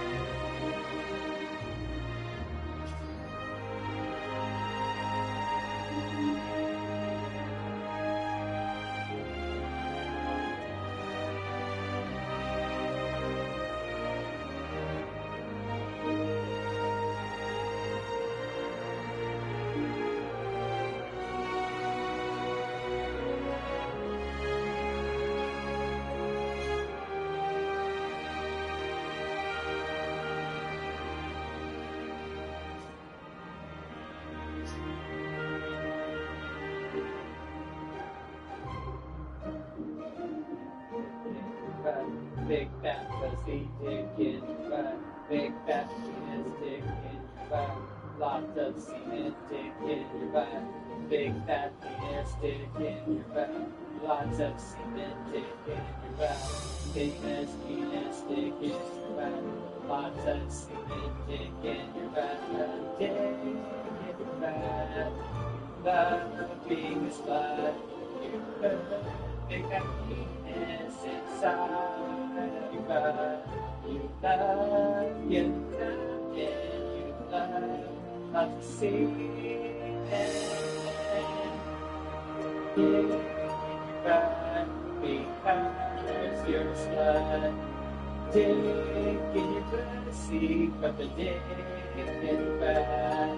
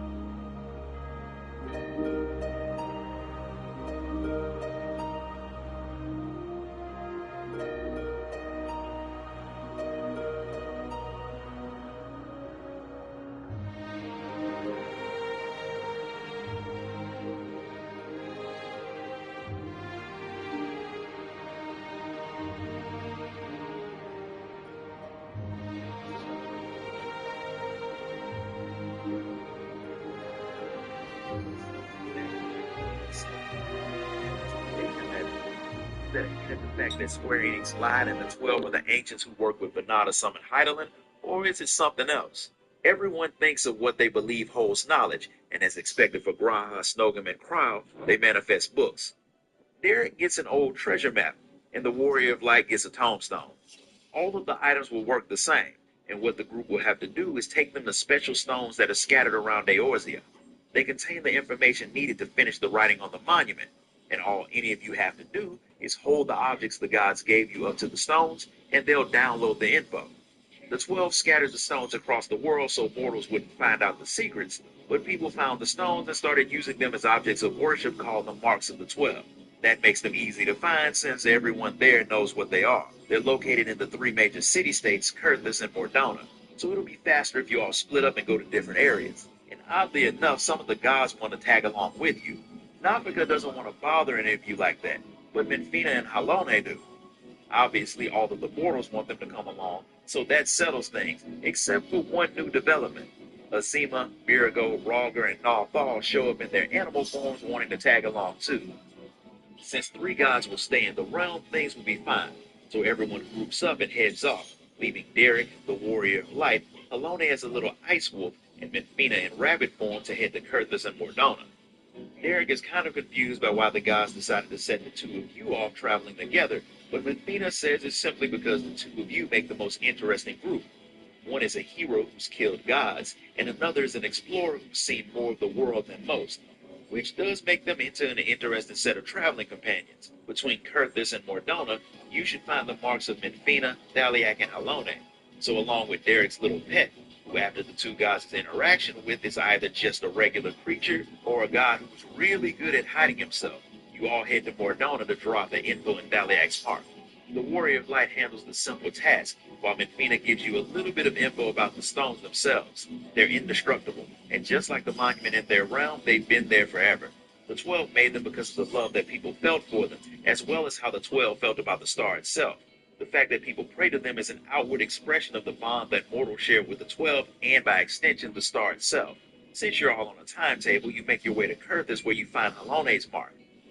Derek draws out this one, which gives the Warrior of Light time to chat with the gods. And this time, Halone has a question for her, since Minfina claims her appearance has gotten more imposing over the last 1,000 years, and some strange statues have appeared in her domain that weren't there before, which makes sense when you think about how Halone is prayed to when people want to get strong enough to protect what they want. Halone does like the fact that people seek her out for strength, but she hated watching them use her name while fighting the dragons. She's not judging them because she doesn't think that's the 12's job, but she just didn't like it. She doesn't seem to get that for you not to like something, you've already judged it as bad. Whether you're right or not, whether you like it or not, everyone judges everyone. And if it's not a deity's job to do that, then I don't really know who's supposed to do it. Even when their names are invoked and they give their help, it's only at the request of mortals, not to influence them to do things. And each time the mortals pray, that dictates the form that the 12 take. Before they can get around to saying more, Derek finishes getting the info from Halone's mark, and Minfina rushes off to see her own mark by the Steel Vigil. Turns out someone's there praying to Minfina at that very moment. When he's done, he sees the Warrior of Light, and recognizes her as the person who had hunted down the members of the cult, the Lambs of Dalamud. The group had abducted people and committed all types of crimes, but this man swears that he hadn't. That wasn't even why he had joined them in the first place. At first they had just prayed that Dalamud would take their souls to paradise, which was still a little crazy, but everything changed when the moon had turned red. People in the group started to believe that Dalamud was their savior, and they needed to prove their loyalty to him or they'd suffer. They were being tempered by Bahamut, but none of them actually knew that, and they ended up becoming a dangerous cult. This particular man had been a merchant in Uda, but he wasn't savage enough to make it in that climate. That's why he had started praying to Minfina, hoping that he could be blessed with courage from her wolf. That was the only thing that made him be able to live with how much of a failure he was, but he lost that when he got labeled as crazy just because the Lambs of Dalamud had started doing bad stuff, and he was guilty by association. The man is so desperate for someone better than he is to guide him, that he stoops to begging the Warrior of Light to point him in the right direction, since no god will even answer his prayers. As a surprise to everyone, it's Derek who hits the man with some words of wisdom, telling him not to give mortals the same standing in his life that he gives to the gods. People like the Warrior of Light may be strong, but they're still mortals. They make mistakes, get scared, and they fail just like everyone else. That strength doesn't make them any better than any other person either. And for the former Lamb of Dalamud, Derek thinks he needs to take time, travel around while keeping the faith in Menfina, and he'll figure out his place in all of this. The words help the man, and he gets the feeling that Menfina had guided you all there in his hour of need to get him straight, which she literally did. And he heads off to seek out his own path. As he leaves, Menfina whispers a blessing to him that will undoubtedly help him on his journey.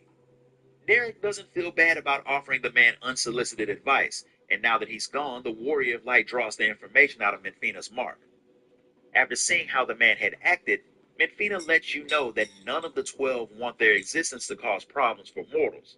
But with them being the way they are because of mortals' beliefs, sometimes that's unavoidable. One man's blessing could be another man's curse. Her wolf's very existence came from mortal worship, but none of the 12 are all-powerful. They can't grant every wish, but they do always hear their prayers, and they do care. With that said, you've all completed your part, which means you can head back to the Phantom Realm, but Derek is kind of worried about Cryle. Graha had seemed worried about her too because something was clearly bothering the woman. Derek wants to go check on her, so the four of you head to Gridania since that's where she went with Birago and Nafika. When you get to Gridania, Menfina can sense Nafika and Birago, but for some reason they've all split up. Since Nafika is closer, you all track her down first. Apparently she got separated from the others when she stopped to listen to the elementals. Since she's the patron of the land, they were pretty eager to tell her about current events. But while that's the reason why she ended up separated from the group, it shouldn't have stopped her from sensing Birago and tracking him down. She didn't because Cryle wanted to deal with the marks without Birago and Nafika looking over her shoulder. So they gave her space, but Birago followed her just in case something went wrong. He's out in the area called the South Shroud, so you all head off to find him. He's not hard to track down even in his Spriggan form, but he is surprised to see you all there. Cryle has already drawn out the information from Birago's stone, and now she's headed for Althix. Birago had been following her, but he lost sight of her when you all showed up. You know where she's going, so to make your journey there easier, Birago summoned some eagles for you and Derek to ride. Cryle's already at the stone when you all get there, and she's happy to see that it's you, especially since she had been worried about Odin popping up. Some people have forgotten that Odin still prowls around the area murdering people. Derek wants to know why she sent the gods away, but it's mainly because she wanted to figure things out on her own, which is technically what the 12 told you all to do. Despite telling you to do it yourself, they told you all where to go and even came with you, which is not really what she or the students of Valdesian stand for. They don't want help finding the answers. They want to figure it all out. And she kind of wants to experience a bit of what you do as an adventurer, braving danger alone and proving yourself. Now that Derek understands, he's not worried anymore, so you all head back to Quarry Mill to wait for Cryle to finish what she's doing. While you're waiting, Derek wonders why he suddenly started to take an interest in other people's problems. When Cryle makes it back, you all head back to the Phantom Realm to meet up with the others.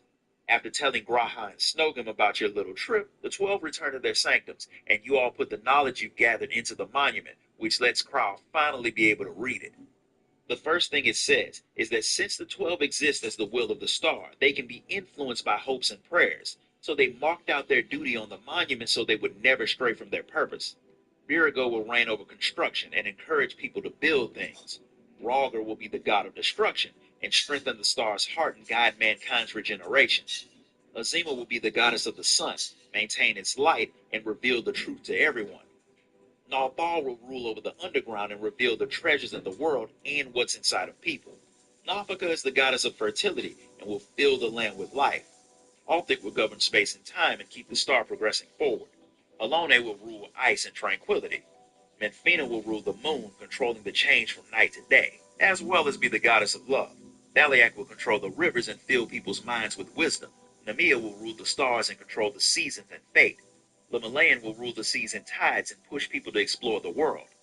Ashan will rule the mountains and travel alone to understand the solitude of the mortals. And the last one, who's not named, will be charged with watching and standing guard over his prisoner forever. That means the 12 aren't 12 at all. They're actually 13. The monument brings about more questions than answers, like what do the 12 mean by the fact that they could lose sight of their duties? Is it possible that what mortals want could change them enough that the 12 forget their real purpose? The fact that they can be changed and have been changed makes that very, very likely. And after dealing with Dynamis, the Warrior of Light has seen on multiple occasions how someone's will can be made manifest. The events with the Omicron beast tribe showed that. So are the 12 creatures made entirely of Dynamis? And if they are, that likely means they are not the ancients. The 12 can't predict how people will change them, but the monument will always be there to remind them of who they're supposed to be. They also said they endure by the will of the star, and that of course meant Hydaelyn. But Hydaelyn's dead, so are the 12 fading away? Or was Hydaelyn's prayer that the 12 fulfilled their duty, and without her, they're being swayed at a greater rate by the will of the mortals? Kral thinks that when Hydaelyn sundered the world, she ordered the people who worked with her to do what they could to maintain the stability of the world. If that's the case, it means that the 13th member of the 12 is actually the Watcher on the moon. The best way to find out is to ask him, and since there are 3 gods left in the Phantom Realm that you haven't dealt with at all, it may be best to get all the information you can before you face them, since you don't know what will happen once you do. So before you all run off to chat with the Watcher, Kral and G'raha will head back to Sharlayan to study the data that you've gathered while Come on, the you don't Warrior want to Black spoil gets some the end, rest, do you, though? because she'll definitely Like, have the end more is kind of difficult funny. fights ahead. Derek, despite wanna being a spoil the loner, end, do seems you? to be sad that your adventure together will likely be over soon, since he realized that he actually enjoys your company, but he promises that he'll stay to see things through to the end. But all things come to an end, and knowing that makes them all the more enjoyable while they're happening. Derek still hasn't heard anything from Kral and G'raha Tia, but he's pretty sure they're working as fast as they can to go. When it comes to choosing the right dog food, a little help from Petco goes a long way. Petco. Go over all of the stuff you found in the Phantom Realm. But since this is all uncharted territory, it's not like this process will happen overnight. So while you're waiting for news, Derek figures it'll be a good idea to head back to Amphalos and check on Snogan. It's not like you have anything better to do, so you go to check on the woman with him. She's focused so much on what she's doing that it takes her a minute to notice you and the fact that G'raha Tia and Kral aren't there. Since she's a researcher like them, Derek finds it kind of weird that she doesn't want to go and help them out instead of hanging around by herself. But she always liked being in the field more than being cooped up in an office. She thinks better like that, which I can relate to. Plus, she had been hoping to speak with the 12 again, but they only show up when they want to, and apparently they didn't want to talk to her. But she remembers them saying that they wanted to talk to you, so if you tried, they might answer. Since you don't have much to do while you wait for the others, you give it a try, and they do show up. Although aside from a few words of encouragement and praise for your accomplishments, they don't really tell you much. The conversations do give Kral and G'raha Tia time to show up, and they found something that gives them the impression that you might want to be careful before you continue your sparring sessions with the 12. When you fought them, the gods burned up so much energy that they started to burn through their own essence. They wanted to do it, which makes the whole thing more odd. So Kral figures it may be better to avoid going another round with them until you know what their plans are. That means you need to take your trip to the moon to see if the Watcher is in fact the 13th member of the 12 that you had read about. Kral's already gotten permission to use the Tower of Babel for the trip, so there's nothing stopping you all from heading up there. The Watcher's pretty excited to have so many guests, and he's not against answering Kral's questions about the 12, starting with the fact that he is indeed the 13th member. He doesn't have all of the answers since he is one of Vanah's creations who doesn't have all of his memories of the old days. Hydaelyn made the 12 just like she made him, and their mission was to help guide the sundered world forward. They all resemble people that Vanah knew in the past, and they all believe that the new beings that were born from the sundering should be the ones to choose which path the new world would go once they got everything set in motion. The people Vanah picked all had specialties and personalities that were suited for their jobs, and those personalities, along with the prayers of the mortals, sculpted the 12 into the forms that you've seen.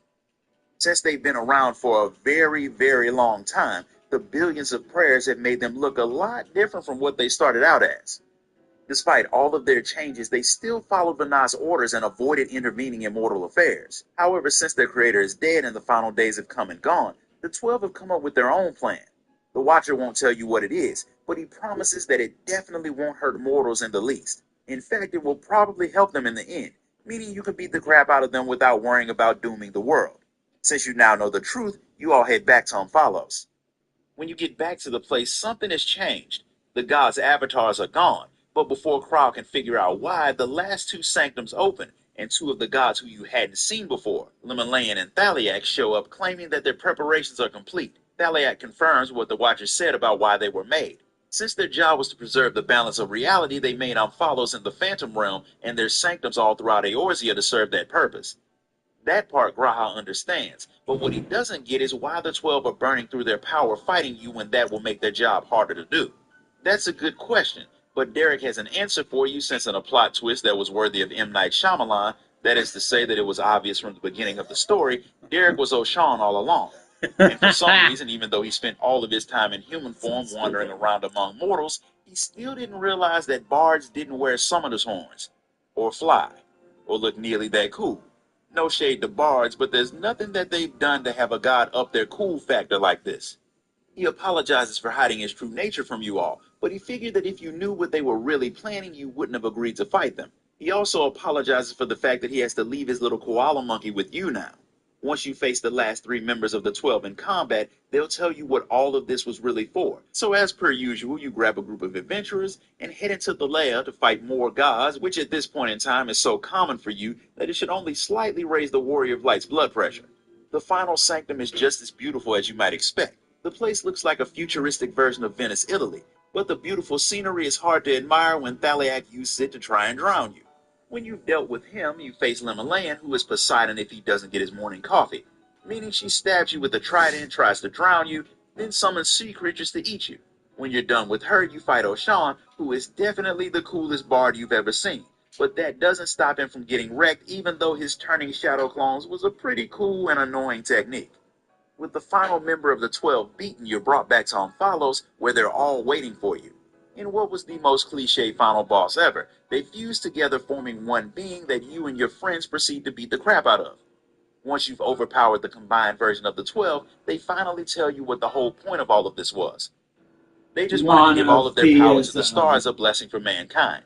They've been alive for 12,000 years, and through that time, the prayers of mortals has made them exponentially more powerful. And by fighting you, they can give all of that stored power to the planet where it might cause new life to sprout up. In other words, the 12 had you fight them so they could die because what they're doing doesn't in fact have any measurable benefits for the people of Atheris. In fact, it could turn out to be a bad thing for the people, because imagine what chaos would spread through the world if the Warrior of Light, the people's champion, comes back home and says, "Hey guys, you know those gods that you've been worshiping since our world began? Yeah, I killed those." You'd become public enemy number 1 overnight. Now, in the practical sense, the 12 not intervening in mortal affairs meant them having their own individuality didn't matter anyway. And considering how many times the world nearly ended under their watch without them doing anything about it, they hadn't exactly stabilized the world either. So them fading away and allowing mortal prayers to feed the star itself will be more beneficial for the people in the long run. So the 12 say their goodbyes and return to the star. But again, to nobody's surprise, O'Shawn decides that he wants to stay. He reassumes his mortal form, but this time it's not just an illusion. He used all of his godly powers in your battle, so now he's just a man like any other, save for the fact that he has thousands of years of memories and experiences to draw on. He plans on going back to traveling the world like before, but instead of avoiding people like he did the last time, this time he plans on making friends and exploring the world that way. But before he heads off on his new journey, he decides to move the home for the 12's hopes from Omphalos to a place connected to the world of men. That place being the Sanctum of the 12 in the E-Shroud. With that done, Krall and the others head back to Charlian, where they can figure out just what they should report about this mission, while Derek heads off to explore the world with new eyes. This concludes the story of Myths of the Realm. If you enjoyed it, help me out by leaving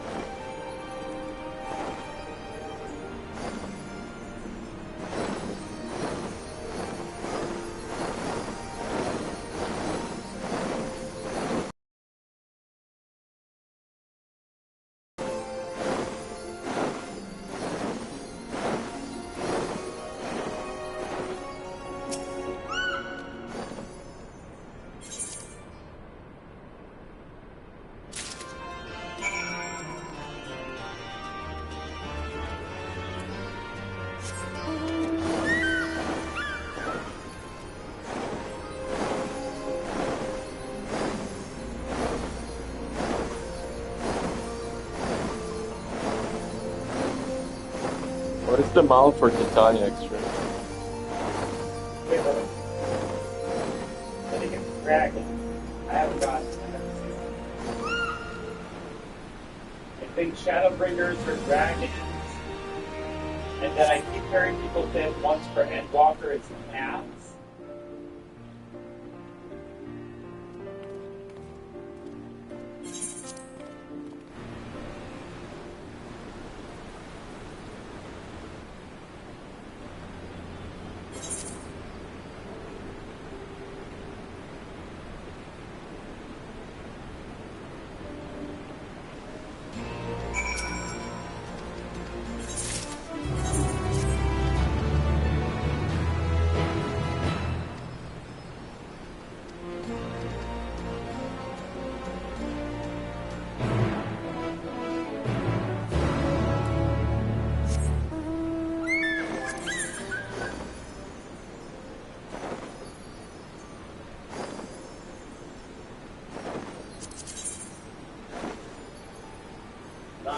Dick in your butt.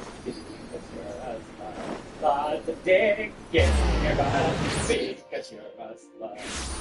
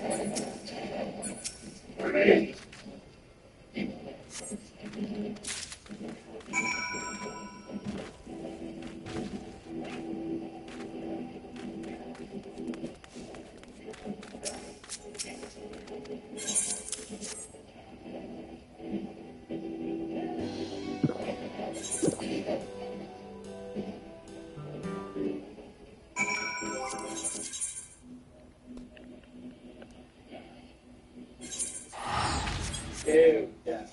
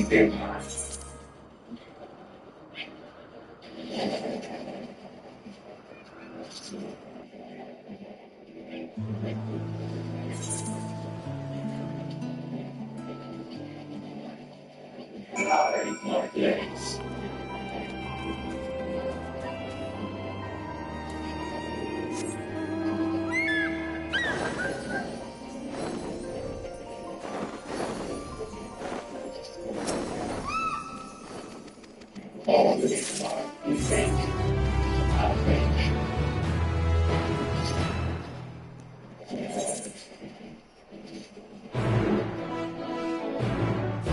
Sexy, invisible, investigate.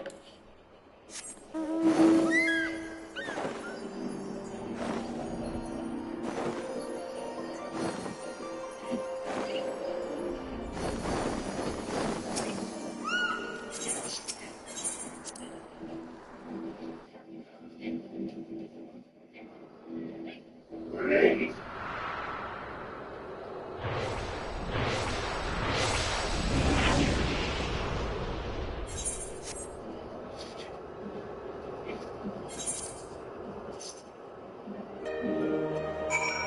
What I think he is that he's very right about that. And that next week he really is friendly as this one. But that's a problem for another day. This is his first time doing a pandemic video, so it is very good. Welcome to my channel where we cover the little video games. Sometimes we put main straight to the ending. So I hope you enjoy your stay. And welcome to the Chronicle of Lily.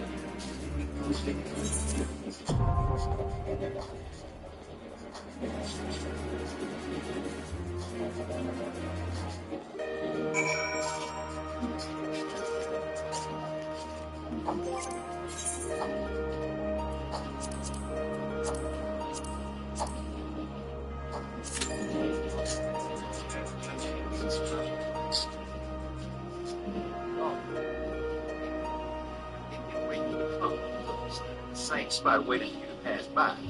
But calculations weren't all that good. Tell you exactly how long you had to stand there, what you finally needed. Towards Professor Cloudy with the Atheoscope that observed the ethereal sea in an attempt to solve some of its mysteries. Recently they found a strange crystal, and they have no clue what it is. So they figure since you've been to everywhere from the center of the star to the edge of the universe. I never created you. As always, my BBB also looks like big. What started strong. That's so much more. It's fantastic. It's like fun synergy. The next area will be back. Okay, again, things to combine each other and just synergize together. It gets the job done. Okay, our one want to start MVP, start X Factor. We want to focus on this. Okay, that's why Storm is there with her to give her that damage boost to one-shot squishies. I mean, I think the combo of them together really makes this team top shot. Now we're going to see her to be. She's just that supportive. This is a great combo. You gotta try it out. There's a ton going for it. Give it a shot. Universe, they have some information that they've done. So you head to Aporia with her to see if you can help them solve this mystery. After getting introduced to Professor Cloudy, he has to admit that he's a pretty nervous. Tell him how to see while he has been done. He's been there to see than anyone else, and his knowledge is second to none. Aside from here, that he's busy fighting here in your trip to the world. You didn't have that much time to learn all that. Cloudy and then his companion was in the towers to hide him and learn about the final day. That was when they used Labyrinthos and used the Atheoscope to study more of the Ethereal Sea. But they've only learned a small fraction of what it has to offer. During some of this study, they found a weird crystal. Found isn't quite the right word. It popped up in front of them like someone had thrown it at them. The shape is strange. It's extremely dense. It's not a natural creation of the planet. Someone made it. That's all they figured out now, which is why they brought you. It's a good thing they did, because the crystal is very familiar. It looks like the crystals the ancients used to store memories. Seeing that you knew about the crystal, you to tell you everything. Because if you what you knew, learning that the acids they use for the species, their memories into the vessels, it's fascinating to the professor. And even though he had known it was so special, he hadn't expected it to be something quite so interesting. It's out the fact that there's been something very right. Solar crystals that people use are combat techniques. This is a parasite. They should test the ancient crystal against something just to see how different they actually are. It's a good idea, but Claudian is so lost in his thoughts about the crystal that he doesn't even hear it. While the crystal is similar to the ones you've seen, it doesn't have a symbol on it, so whose memories does it hold? Apparently, the professor gets lost in his thoughts constantly, but it's a little rude to do that after you invite a guest over. Once the others manage to get his attention again, he decides to let you see if you can draw the memories out of the crystal. As soon as you touch it, you hear a distress message saying for you, here's the message, the cone of pandemonium. Otherwise, the star will be in serious danger. Unfortunately, that's all it does. Pandemonium is not in the Italian Scribble, but in the ancient language it means demons, which doesn't make a distress call in a place like that something you really want to get. If another planet-level threat is on the way, then studying the crystal and drawing out the rest of the memories is a top priority. For the scientist, Claudia has a special assignment for you. You will find the person who sent the message. Since the crystal is made by one of the ancients, and you've been to the past before, you can go ahead and try and find out what pandemonium is. Yes, that's a spoiler from the MSQ. But you click on a video about the story, post MSQ Radio. I shouldn't have to give you a spoiler, since that's kind of self-explanatory. Since the Lord is the only person who can make this trip, take the crystal inside this town and head back to the core of the crystal tower that is linked to Elvis. As you get close, the crystal glows again and tells you to come in.